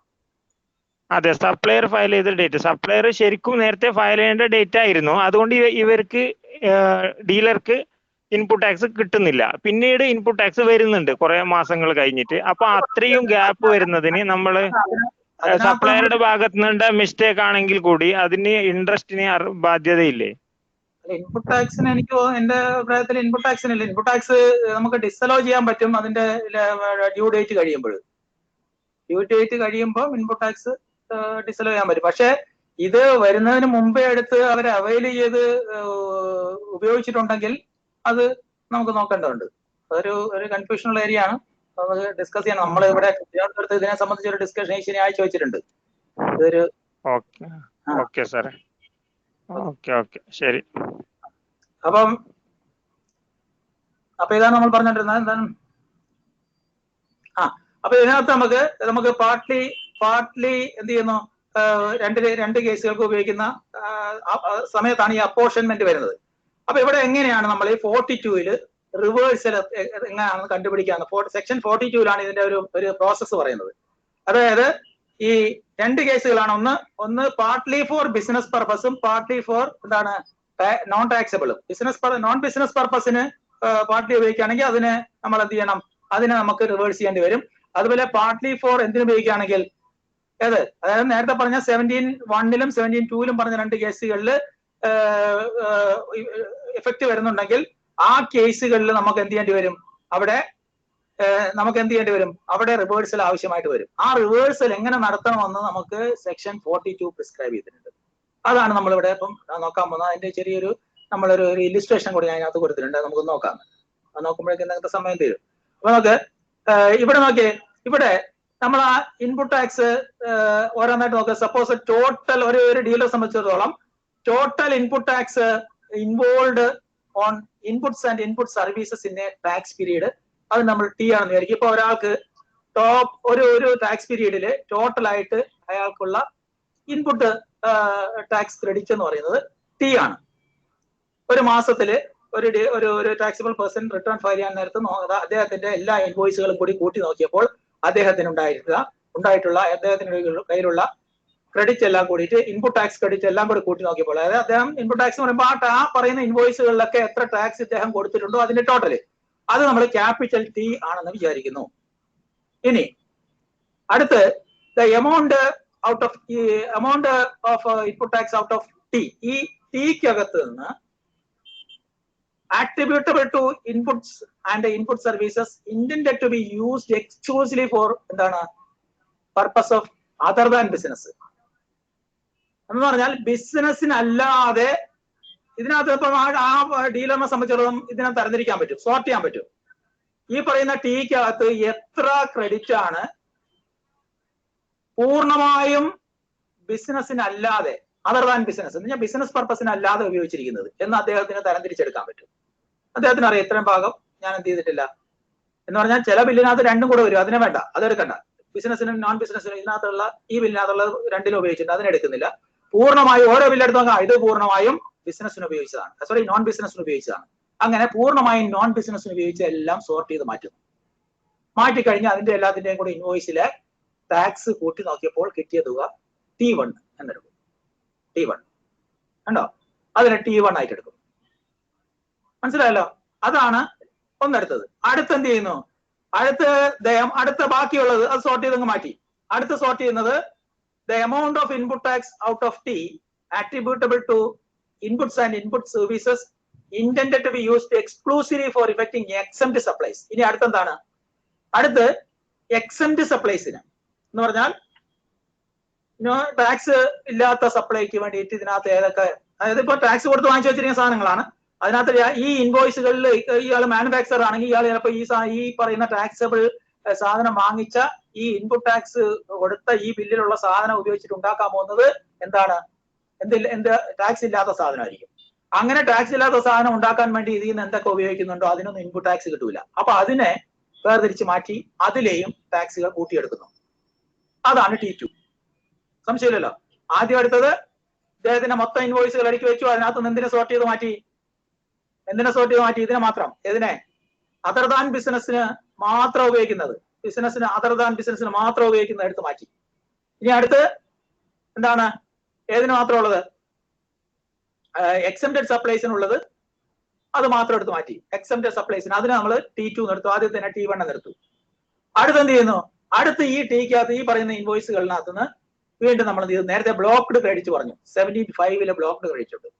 17.5 ബ്ലോക്ക്ഡ് ക്രെഡിറ്റ് ഉണ്ട്.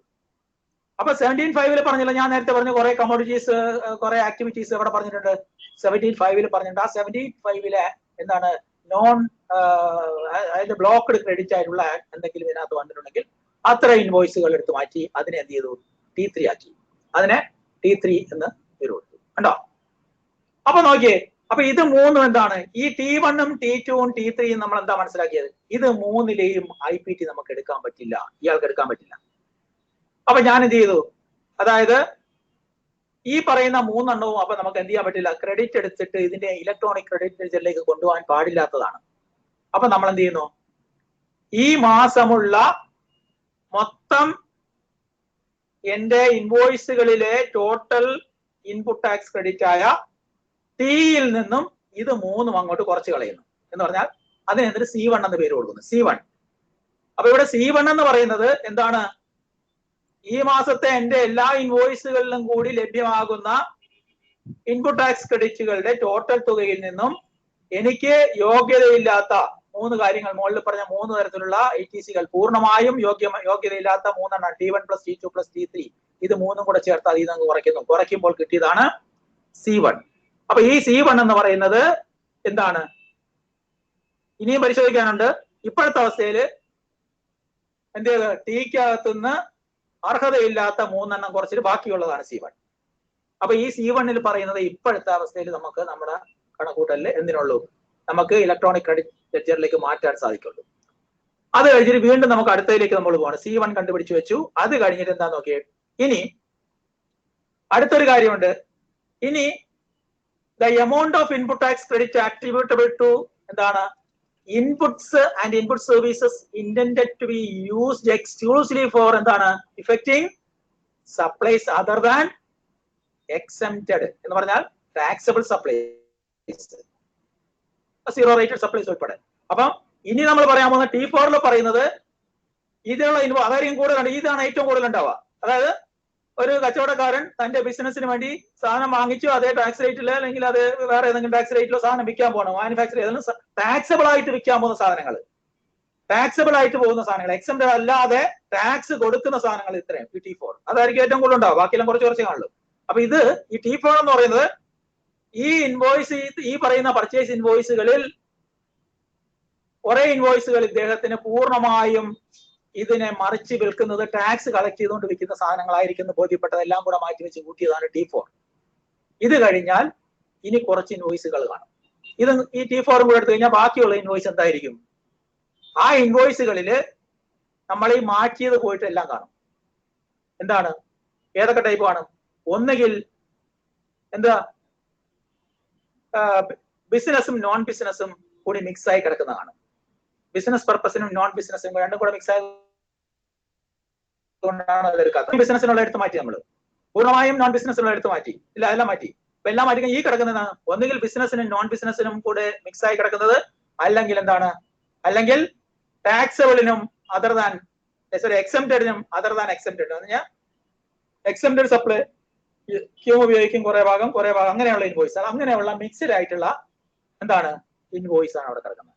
ആ ഇൻവോയ്സുകൾ എല്ലാം കൂടെ കൂട്ടുമ്പോൾ നമുക്ക് എന്ത് കിട്ടും? ആ ഇൻവോയ്സുകളുടെ എല്ലാ ടാക്സുകളും കൂടെ കൂട്ടുമ്പോൾ ആ കിട്ടുന്ന ക്രെഡിറ്റ്, ആ ക്രെഡിറ്റ് എന്തായിരിക്കും? അതിനൊരു പേര് പറയും കോമൺ ക്രെഡിറ്റ്. കാരണം എന്താണ്? അതിനകത്ത് നമുക്ക് അരിച്ചെടുത്തെങ്കിൽ മാത്രമേ എന്ത് കിട്ടുള്ളൂ? നമുക്ക് ക്രെഡിറ്റ് എടുക്കാവുന്നതും ക്രെഡിറ്റ് എടുക്കാത്തതും കിട്ടുള്ളൂ. കാര്യം അതിനകത്ത് രണ്ടും ഉണ്ട്. ബാക്കി നമ്മൾ എടുക്കാത്തതിന്റെ മൊത്തം കുറച്ചു അതിനകത്ത്. ഇനി ഇത് എടുക്കാവുന്നതാണ് ഈ T4 എടുത്ത് വെച്ചിരിക്കുന്നത്. എടുക്കാൻ പറ്റാത്തത് ആദ്യം മൊത്തം T ഉണ്ടായിരുന്നല്ലേ, T1ഉം T2ഉം T3ഉം കുറച്ചു, അത് 3 എടുക്കാൻ പറ്റുന്നത് കുറച്ചു. അടുത്ത് T4 എന്ത് ചെയ്യാം? T4 എന്താണ് നമുക്ക് എടുക്കാവുന്നതാണ്. ഇനി നമുക്ക് ആ T4ഉം കൂടെ കുറച്ചാൽ ബാക്കി കിട്ടുന്നതാണ് എന്തോന്ന്? ഈ T1ഉം T2ഉം T3ഉം കൂടെ കുറച്ച് വെച്ചിട്ട് C1 ആക്കി വെച്ചിട്ടുണ്ട്. ആ C1ൽ നിന്ന് നമുക്ക് ടാക്സബിൾ ആയിട്ടുള്ള ഈ T4, അതായത് മുഴുവനും ടാക്സിന് വേണ്ടി ഉപയോഗിക്കുന്ന ടാക്സബിൾ ആയിട്ടുള്ള T4നെ കൂടെ കുറച്ചാൽ അവിടെ കിട്ടുന്നതാണ് എന്തോന്ന്? ഈ C1ൽ നിന്ന് T4 കുറയ്ക്കുമ്പോൾ നമുക്ക് C2 കിട്ടും. ആ C2 എന്താണെന്ന് നോക്കിയോ? ഇപ്പൊ നമ്മൾ പറഞ്ഞ കോമൺ ക്രെഡിറ്റ് ആണ്. എന്താണ് ഈ കോമൺ ക്രെഡിറ്റ്? ഇപ്പൊ C2 എന്ന് പറയുന്നത് കിട്ടി. ഇപ്പം C1ൽ നിന്ന് എന്ത് കൂടി കുറച്ച്? നേരത്തെ C1 എന്ന് പറയുന്നത് എന്തായിരുന്നു? C1 എന്ന് പറയുന്നത് ഇൻപുട്ട് ടാക്സ് എടുക്കാൻ പറ്റാത്ത 3 കേസുകൾ നമ്മൾ ടോട്ടൽ ബില്ലിൽ നിന്ന് കുറച്ചതാണ്. ഇനി ഇൻപുട്ട് ടാക്സ് എടുക്കാവുന്ന, പൂർണ്ണമായും എടുക്കാവുന്നതും കൂടെ കുറച്ചപ്പം ബാക്കി കിട്ടുന്നത് എന്താണ്? ഇൻപുട്ട് ടാക്സ് ഭാഗികമായി എടുക്കാവുന്ന ഇൻവോയ്സുകളാണ് ഇപ്പോൾ ഇരിക്കുന്നത്. അതാണ് ഈ C2 എന്ന് പറയുന്നത്. C1ൽ നിന്ന് T4 കൂടെ, T4 പറഞ്ഞാൽ പൂർണ്ണമായും ഇൻപുട്ട് എടുക്കാം, മറ്റേതിൽ പൂർണ്ണമായും ഇൻപുട്ട് എടുക്കാൻ പറ്റാത്തതാണ് മാറ്റിയത്, പൂർണ്ണമായും ഇൻപുട്ട് എടുക്കാൻ പറ്റുന്നത് മാറ്റി. ഇനി നമുക്ക് ഒരു ഐഡിയ ഇല്ലാത്ത, ഇത് എന്താണെന്ന് അറിഞ്ഞുകൂടാത്ത, രണ്ടും കൂടി എങ്ങനെ സ്പ്ലിറ്റ് ചെയ്യണമെന്ന് അറിഞ്ഞുകൂടാത്ത കുറച്ചെണ്ണം കിടക്കുന്നു. അതാണ് C2.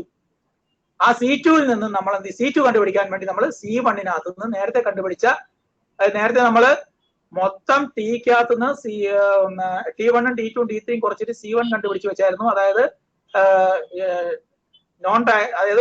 ഇൻപുട്ട് ടാക്സ് ക്രെഡിറ്റ് എടുക്കാൻ പറ്റാത്തത് കുറച്ചു, അടുത്ത ഇൻപുട്ട് ടാക്സ് എടുക്കാൻ പറ്റുന്നത്, പൂർണ്ണമായിട്ട് എടുക്കാൻ പറ്റുന്നത് കൂടെ കുറച്ചു. ബാക്കി കിടക്കുന്ന ഈ C2 എന്ന് പറഞ്ഞ ഇപ്പൊ എന്താണ്?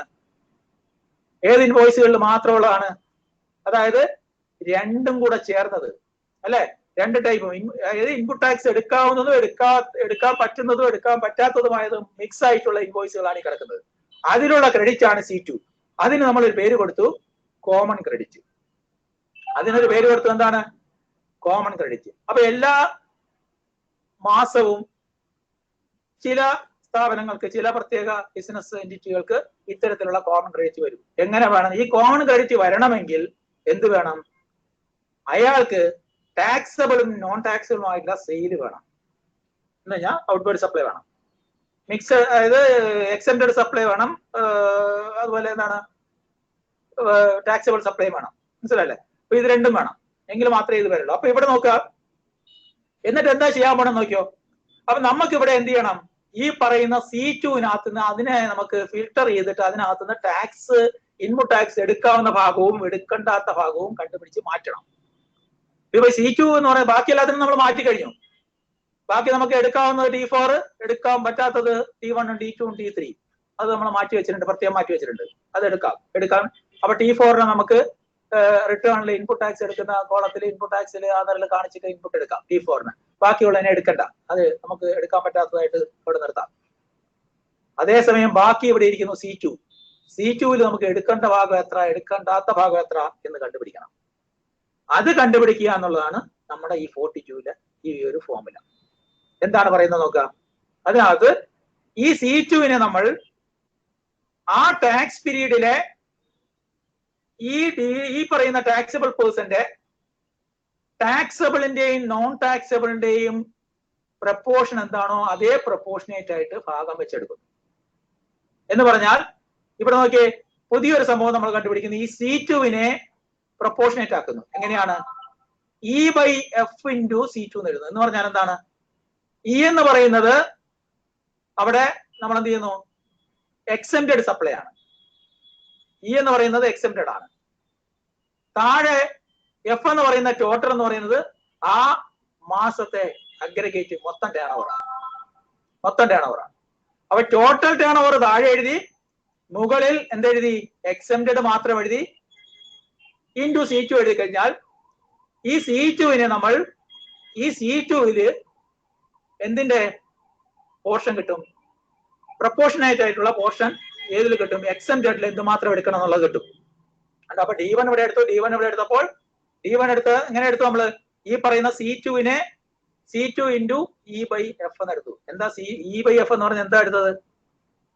നമ്മൾ സാധാരണഗതിയിൽ ഒരാൾക്ക് 100ന് ഇത്ര മാർക്ക് കിട്ടിയെങ്കിൽ അതിനെ 50ലേക്ക് ആക്കാൻ വേണ്ടി നമ്മൾ എന്ത് ചെയ്യുന്നു? 100ൽ 30 ആണെങ്കിൽ 50ന് എത്ര? ഇൻറ്റു 50 ഇടും. അതുപോലെയാണ്, അല്ലെ?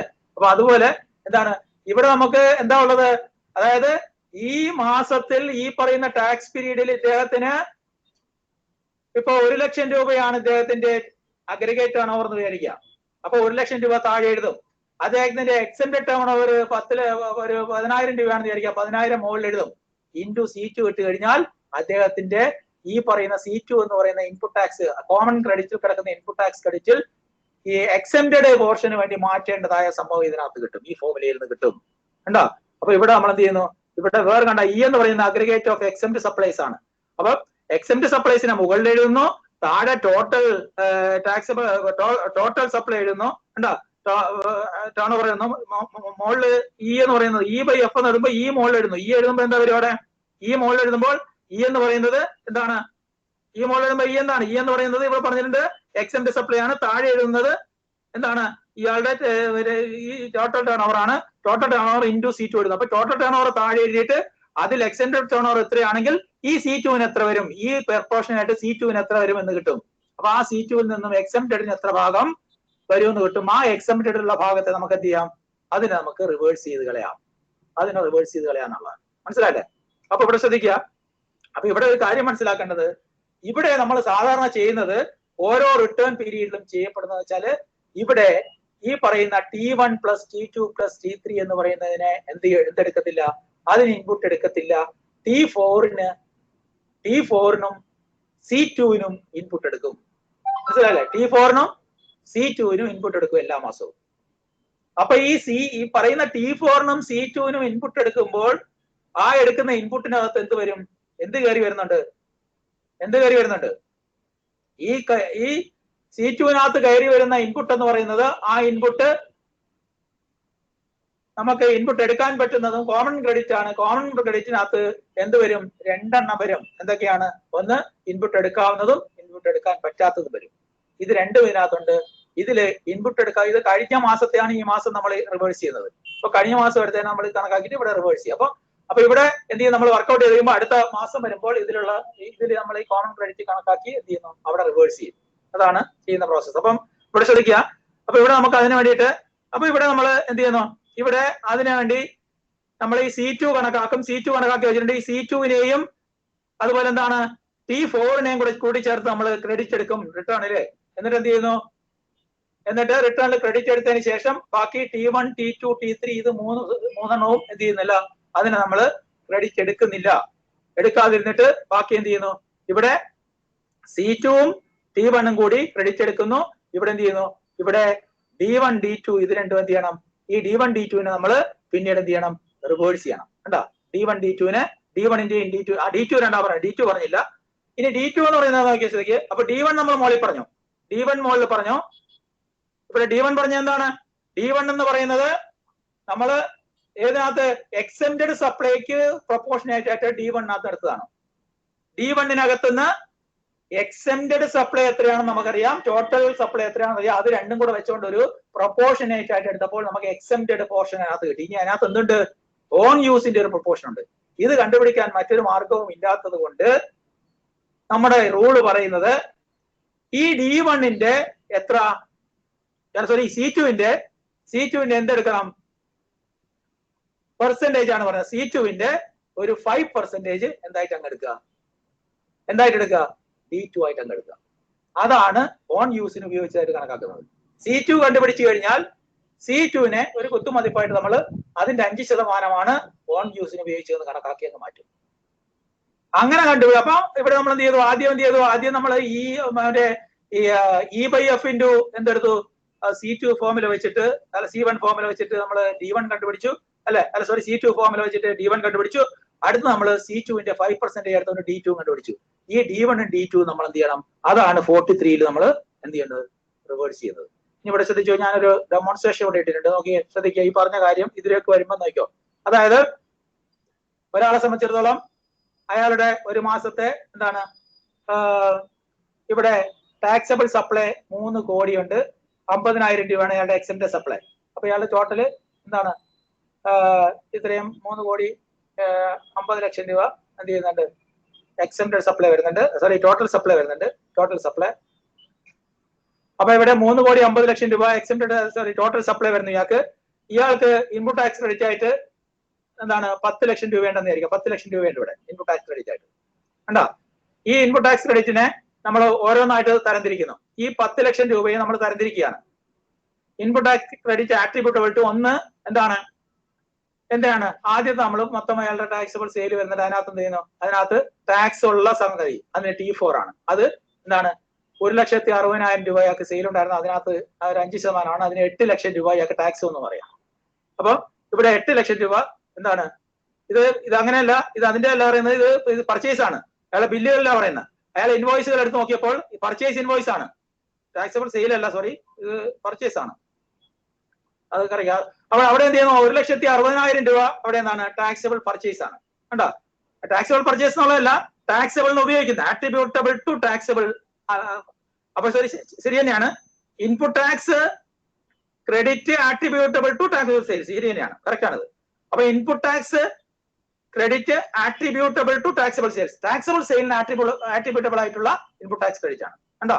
അത് 1,60,000 ആണ് സെയില്. അതിന് ടാക്സ് അപ്പൊ എത്ര വരും? 8 ലക്ഷം വന്നു. മൊത്തം 10 ലക്ഷമാണ്. അതിൽ 8 ലക്ഷം രൂപ ഇവിടെ വന്നു. കണ്ടോ? അടുത്ത് എക്സെപ്റ്റഡ് സപ്ലൈസ് ഇത്രയും വന്നു. അതിനകത്ത് ടാക്സ് 90,000 രൂപ വന്നു. കണ്ടോ? 90,000 രൂപ ടാക്സ് വന്നു. T1. അപ്പൊ T4 ഇതാണ്. T1 90,000 രൂപ വന്നു. അടുത്ത് നോക്കിയോ. ഇനി ഇത് ഓൺ യൂസ് ആണ്. യൂസ് എന്നാണ് എഴുതിയിരിക്കുന്നത്, തെറ്റിപ്പോയതാണ്. ഓൺ യൂസ് എന്താണ്? ഒരു 2 ലക്ഷം രൂപ വരുന്നുണ്ട്. സോറി, 2 കോടി രൂപ വരുന്നുണ്ട്. അതിന് 0 കൂടി പോയാന്ന് തോന്നുന്നു. അത് നോക്കി എന്തായിക്കോട്ടെ. അതിന് ടാക്സ് വെറും 1000 രൂപ അവിടെ വരുന്നുള്ളൂ. Tax T2. മനസ്സിലല്ലേ? ഇത് 2 ലക്ഷം ആണെന്ന് തോന്നുന്നു. T2 അവിടെ 1000 ഉള്ളൂ. എന്തായിക്കോട്ടെ. അടുത്ത് നമ്മൾ ബ്ലോക്ക്ഡ് ക്രെഡിറ്റ് ഒരു ഇത്രയും വരുന്നുണ്ട്. അതിനകത്ത് അതിന്റെ ടാക്സ് ഇത്രയും വരുന്നു. അവിടെ നോക്കിയേ, അതിലെല്ലാം കൂടെ നമ്മൾ എന്ത് ചെയ്തു? ഇതെല്ലാം പർച്ചേസിനകത്തുള്ള ഇൻവോയ്സുകളുടെ ടോട്ടലാണ്. അതിൽ നമ്മൾ ടിയിൽ നിന്ന് ആദ്യം T1 plus T2 plus T3 കുറയ്ക്കുന്നു. ടി എന്ന് പറയുന്നത് എത്രയാണ്? 10 ലക്ഷം രൂപയാണ്. അതിനകത്ത് T1 ഉള്ളത് എന്താണ്? 90,000 രൂപയാണ്. അടുത്ത് T2 എന്ന് പറയുന്നത് 10,000 രൂപയുണ്ട്. ഇത് 75,000 രൂപയുണ്ട്. അപ്പൊ ഈ ടിയിൽ നിന്നും T1ഉം T2ഉം T3യും, T1 എന്ന് പറയുന്നത് എന്താണ്? T1 എന്ന് പറയുന്നത് എന്തായിരുന്നു? അതായത് എക്സെപ്റ്റിൻ്റെത്. പിന്നെന്താണ്? അടുത്ത് ഓൺ യൂസ്. ഇത് ടോട്ടൽ. ടി എന്ന് പറയുന്നത് ടോട്ടൽ ഉണ്ടായിരുന്ന ടി എന്ന് പറയുന്നത് ടോട്ടൽ.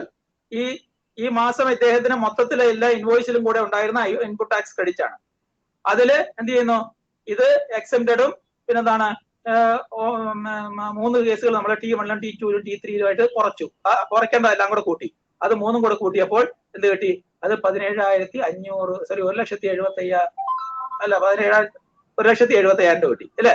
അപ്പൊ 10,000-ൽ നിന്നും 1,70,000 രൂപ കുറച്ചപ്പോൾ ബാക്കി 8,20,000 രൂപയാണ് C1 ആയിട്ട് കിട്ടിയത്. മനസ്സിലായല്ലേ? അപ്പൊ ഇവിടെ പറഞ്ഞ കണ്ടോ, ഇതാ 70,000 രൂപ ഈ ടാക്സ് T3യിൽ വന്ന ടാക്സ് ആണ്. ബ്ലോക്ക് ക്രെഡിറ്റിൽ പെട്ടതാണ് ഈ 70,000 രൂപ. അടുത്ത് രണ്ടാമത് വന്നത് ഓൺ യൂസിൽ വന്നതാണ് ഈ പറയുന്ന 10,000 രൂപ. 10,000 ആണ്. ഇവിടെ 0 വിട്ട് 10,000 ആണ്. 10,000 രൂപ. അടുത്തെന്താണ്? അടുത്ത് ഈ പറയുന്ന 90,000 രൂപ എന്ന് പറയുന്നത് ഏതിൽ വന്നാണ്? എക്സെപ്റ്റഡ് സപ്ലൈസിൽ വന്നാണ്. കേട്ടോ? മനസ്സിലായില്ലേ? എക്സെപ്റ്റഡ് സപ്ലൈസിൽ ഉള്ള ടാക്സ് അല്ല, എക്സെപ്റ്റഡ് സപ്ലൈയിലേക്ക് പോണ നമ്മൾ പർച്ചേസ് ചെയ്തപ്പോൾ ടാക്സബിൾ ആയിരുന്നു. അതിപ്പോൾ നമ്മൾ വിൽപ്പന നടത്തുമ്പോൾ അത് വേറെന്തോ സാധനമാക്കി വെക്കുമ്പോൾ അത് എക്സെപ്റ്റഡിലേക്ക് പോകണമെന്ന് അങ്ങനെയാണ് പറഞ്ഞത്. അങ്ങനെയുള്ളതാണ്. അതിൽ 90,000 രൂപയാണ് ടാക്സ് ഉള്ളത് അങ്ങനെയുള്ള ഇൻവോയ്സിൽ. അടുത്ത് ഓൺ യൂസിൽ വരുന്നതിന് അത് ഇത്രയുണ്ട്, 10,000 ആണ്. ഇത് 10,000. ഇനി ബ്ലോക്ക് ക്രെഡിറ്റ് ഉള്ളത് ഇത്രയുണ്ട്, അതിൽ 75,000 ടാക്സ് ഉണ്ട്. അപ്പൊ നമ്മൾ എന്ത് ചെയ്തു, ആദ്യം C1 കണ്ടുപിടിക്കാൻ വേണ്ടി ടിയിൽ നിന്നും T1 + T2 + T3 കുറയ്ക്കുകയാണ്, ഇതെല്ലാം കുറച്ച് ചേർത്തിട്ട്. അപ്പം 10,000-ൽ നിന്നും 10 ലക്ഷത്തിൽ നിന്നും 90,000, 10,000, 75,000 ഇത് ഇത്രയും കുറയ്ക്കുകയാണ്. ടോട്ടൽ 17,500 രൂപ, സോറി 1,75,000 രൂപ കുറച്ചപ്പോ ബാക്കി ഇവിടെ എന്ത് കിട്ടി, 8,25,000 രൂപയാണ് ഈ 3 എക്സെപ്റ്റഡ് കേസുകൾ, അതായത് ഇൻപുട്ട് ടാക്സ് എടുക്കാൻ പൂർണ്ണമായും ഇൻപുട്ട് ടാക്സ് എടുക്കാൻ പറ്റാത്ത കേസുകൾ ഒഴിവാക്കിയപ്പോൾ കിട്ടിയത്. ഇത്രയുണ്ട്. ഇനി ഇതിനകത്ത് ഞാൻ പറഞ്ഞു ഏറ്റവും കൂടുതൽ വരുന്നത് എന്താണ്, ടാക്സബിൾ ആയിട്ടുള്ള കാര്യമാണ്. ടാക്സബിൾ ആയിട്ടുള്ളത് ഇവിടെ പറഞ്ഞിട്ടുണ്ട്, എന്തുണ്ട്, 9,000 രൂപ ഇവിടെ വരുന്നുണ്ട്.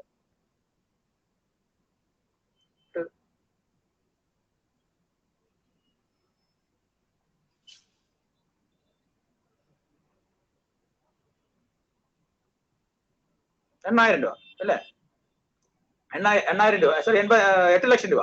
ഇതാണ് ടാക്സ്. ഈ ടാക്സ് ആണ് ഇനി അടുത്ത T4 കുറയ്ക്കേണ്ടത്. T4 എന്ന് പറയുന്നത് 8 ലക്ഷം രൂപ ഇവിടെ കിടപ്പുണ്ട്.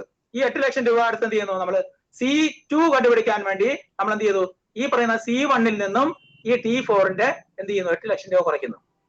അപ്പൊ C1-ൽ നിന്നും 8 ലക്ഷം രൂപ കുറച്ചപ്പോൾ എന്ത്, 8,20,000, 8 ലക്ഷം കുറച്ചപ്പോൾ 25,000 രൂപ കിട്ടി. ഈ 25,000 രൂപയാണ് നമ്മുടെ എന്തോന്ന്, കോമൺ ക്രെഡിറ്റ്. അപ്പൊ ഈ 25,000 രൂപ ടാക്സ് വരുന്ന ഇൻവോയ്സുകളാണ് നമ്മുടെ കയ്യിലുള്ളത്, മാറ്റി വെച്ചിട്ടുള്ളത്. എന്തിനു വേണ്ടിയിട്ട്, രണ്ടും ചേരുന്നത്, രണ്ടിലേക്ക് മാറ്റേണ്ട ഇൻവോയ്സുകൾ ഇതിനകത്താണ് ഉള്ളത്. കണ്ടോ, അതിനകത്ത് കിടക്കാണ്. ഇനി ഇവിടെ ടോട്ടൽ ഔട്ട്വേർഡ് സപ്ലൈ ഇത്രയുണ്ട്, എക്സെപ്റ്റഡ് സപ്ലൈ ഇത്രയുണ്ട്.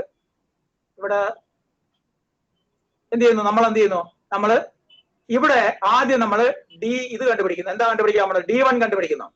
D1 കണ്ടുപിടിക്കുമ്പോൾ നമ്മൾ എന്ത് ചെയ്യേണ്ടി വരും, ടോട്ടൽ ടേൺ ഓവർ ഇവിടെ നമ്മൾ ചെയ്തപ്പോൾ 3 ലക്ഷമായി, 350 വരണം. ഇവിടെ 50,000 എക്സെപ്റ്റഡ് ടേൺ ഓവർ ഉണ്ട്, 3,50,000 ഇവിടെ വരേണ്ടത്, മനസ്സിലല്ലേ. അപ്പൊ ഇവിടെ 3,50,000 ഇവിടെ 3 ലക്ഷം വെച്ച് നമുക്ക് തൽക്കാലം പറയാം. ഇവിടെ നമുക്ക് എന്ത് കിട്ടി, 3 ലക്ഷം ഇവിടെ ഇട്ടു. ടോട്ടൽ ടേൺ ഓവർ 3 ലക്ഷം എന്ന് വിചാരിക്കുക. 3 ലക്ഷം ടേൺ ഓവർ ടോട്ടൽ എഴുതി, ഇവിടെ 50,000 ആണ് എക്സെപ്റ്റഡ് എന്ത് വരുന്നത് കണ്ടാ, എക്സെപ്റ്റഡ് ആണോ ഇയാളുടെ. ഈ നമ്മളിവിടെ 350 പറഞ്ഞിട്ടുണ്ടായിരുന്നു, അത് പോട്ടെ, അത് നോക്കണം. 3 ലക്ഷം രണ്ടും കൂടെ 3 ലക്ഷം ഉണ്ടെന്ന് വിചാരിക്കാം. അപ്പൊ ഇവിടെ ടോട്ടൽ ടേൺ ഓവർ 3 ലക്ഷം ഉള്ളൂ വിചാരിക്കാം. 3 ലക്ഷമാണ് ഈ. അപ്പൊ ഇവിടെ നമ്മൾ ചെയ്യേണ്ടത് എന്താണ്, ഈ നമുക്ക് കിട്ടിയ C2-നെ നമുക്ക് ഈ മാസത്തെ ടേൺ ഓവറുമായിട്ട് വെച്ച് നമുക്ക് എന്ത് ചെയ്യേണ്ടി വരും, ഈ മാസത്തെ ഇയാളുടെ സെയിലും ടോട്ടൽ സെയിലും ടോട്ടൽ ഔട്ട്വേർഡ് സപ്ലൈയും അല്ലെ ടോട്ടൽ ടേൺ ഓവറും അതുപോലെ എന്താണ് എക്സെപ്റ്റഡ് ടേൺ ഓവറിന്റെയും റേഷ്യോയിൽ ഭാഗിക്കണം. അപ്പൊ നമുക്ക് ഇവിടെ കിട്ടിയിരിക്കുന്ന 25,000 രൂപയാണ് ഇയാളെ സംബന്ധിച്ചിടത്തോളം എന്തായിട്ടുള്ളത്, ഇയാൾക്ക് 25,000 രൂപയാണ് ഇയാൾക്ക് കോമൺ ക്രെഡിറ്റ് ഉള്ളത്. ഈ കോമൺ ക്രെഡിറ്റിലുള്ള 25,000 രൂപയെ നമുക്ക് എന്തായിട്ട് മാറ്റണം, ആദ്യം എക്സെപ്റ്റഡ് പോർഷനിലേക്ക് മാറ്റണം. എക്സെപ്റ്റഡ് പോർഷൻ എത്രയാണ് അതിലുള്ളത് നോക്കണം. അതിനുവേണ്ടി നമ്മൾ എന്ത് ചെയ്തു, ഈ മാസത്തെ ടോട്ടൽ ടേൺ ഓവർ ഇവിടെ എഴുതി, എക്സെപ്റ്റഡ് ടേൺ ഓവർ ആയ ഈ ഇവിടെ എഴുതി, ഇൻഡു എന്ത് ചെയ്തു, ഈ 25,000 C. അത് അപ്പം ഇത്രയും ടേൺ ഓവർ ഉള്ളപ്പോൾ അതിൽ 50,000 രൂപ എക്സെപ്റ്റഡ് ആണ്. അങ്ങനെയാണെങ്കിൽ ഇതിൽ എത്ര എക്സെപ്റ്റഡ് വരും എന്ന് കണക്കാക്കുകയാണ്. അപ്പൊ അത് നമ്മൾ വർക്ക്ഔട്ട് ചെയ്ത് തരുന്നത്. അപ്പൊ ഇത് വർക്ക്ഔട്ട് ചെയ്ത് നോക്കുക, 250 രൂപയാണ് കിട്ടുന്നത്. അപ്പൊ ഈ 250 രൂപ എന്ത് ചെയ്യണം, ഇതിനകത്തുനിന്ന് ഈ പറയുന്ന 25,000 രൂപയിൽ നിന്ന് 250 രൂപയാണ് ഏതിനത്തിൽ പോകേണ്ടത്, D1 ഇനത്തിൽ പോകേണ്ടത്. ഇനി D2 കണ്ടുപിടിക്കാനുള്ള മാർഗം നമ്മൾ എന്താ പറഞ്ഞത്, D2 കണ്ടുപിടിക്കാൻ നമുക്ക് പ്രത്യേകിച്ചൊന്നുമില്ല. ഈ പറയുന്ന C2-ന്റെ 5% കണ്ടുപിടിച്ചാൽ മതി എന്ന് പറഞ്ഞു. അത് നമ്മളെ റൂളിൽ അങ്ങനെ ഫിക്സ് ചെയ്ത് വെച്ചിരിക്കുകയാണ്. അപ്പൊ നമ്മൾ 25,000 ഇൻറ്റു 5/100 എടുത്തു, അത് 1,250 രൂപ വന്നു. അപ്പം D1-ഉം D2-ഉം കണ്ടുപിടിച്ചു. D1 250 രൂപ വന്നു, D2 1,250 രൂപ വന്നു. അതിന്റെ രണ്ടിന്റെയും കൂടെ ടോട്ടല് എത്ര വന്നു, 1,500 രൂപ വന്നു. ഈ 1,500 രൂപയാണ് നമ്മൾ റിവേഴ്സ് ചെയ്യേണ്ടത്. ഈ പറയുന്ന 2,500 രൂപ ഏതിന്റെ കൂടെ, ഈ പറയുന്ന ഏത് രൂപയുടെ കൂടെ, ഈ പറയുന്ന T4-ന്റെ കൂടെ. T4 എന്ന് പറയുന്നത് 88,25,000 രൂപയാണ്. അതിന്റെ കൂടെ എന്തും കൂടി കോമൺ ക്രെഡിറ്റിൽ കിടക്കുന്ന 25,000 രൂപ കൂടി നമ്മൾ എന്ത് ചെയ്യുന്നു, എന്തിന്റെ കൂടെ ചേർക്കുന്നു, നമ്മൾ ഔട്ട്വേർഡ് സപ്ലൈയുടെ കൂടെ, ഔട്ട്വേർഡ് സപ്ലൈ അല്ല, നമ്മൾ എന്ത് ചെയ്യുന്നു, ഇൻപുട്ട് ടാക്സിന്റെ കൂടെ നമ്മൾ റിട്ടേണിൽ കാണിച്ച് എന്തിലേക്ക്, ക്രെഡിറ്റ് ലെഡ്ജറിലേക്ക് കൊണ്ടുപോകണു. ബാക്കി എന്ത് ചെയ്യുന്നു, ഏതിനെ നമുക്ക് എന്തായിട്ട് കാണിക്കുന്നു, ഈ പറയുന്ന 250 പ്ലസ് എന്താണ് 1,250 ഈ തുകയെ നമ്മൾ എന്ത് ചെയ്യുന്നു, എന്തിൽ കാണിക്കുന്നു? 42-ൽ കാണിക്കുന്നു. 42-ൽ റിവേഴ്സ് ചെയ്യുന്നതായിട്ട് കാണിക്കുന്നു. 42 റിവേഴ്സ് ചെയ്യുന്ന തുക എത്രയാണ്? അപ്പം D1 + D2 ആണ് റിവേഴ്സ് ചെയ്യേണ്ടത്. അപ്പൊ 1250 പ്ലസ് 1250 1500 ആണ്. D1 + D2 ആണ് റിവേഴ്സ് ചെയ്യേണ്ടത്. അതേസമയം D2 പ്ലസ് എന്താണ്, സോറി, C2 പ്ലസ് അല്ലെ, C2 പ്ലസ് എന്താണ്, T4 എന്ത് ചെയ്യും? നമ്മള് എന്തിലേക്ക് കാണിക്കും? എന്തിലേക്ക്? ആ നേരെ നമ്മള്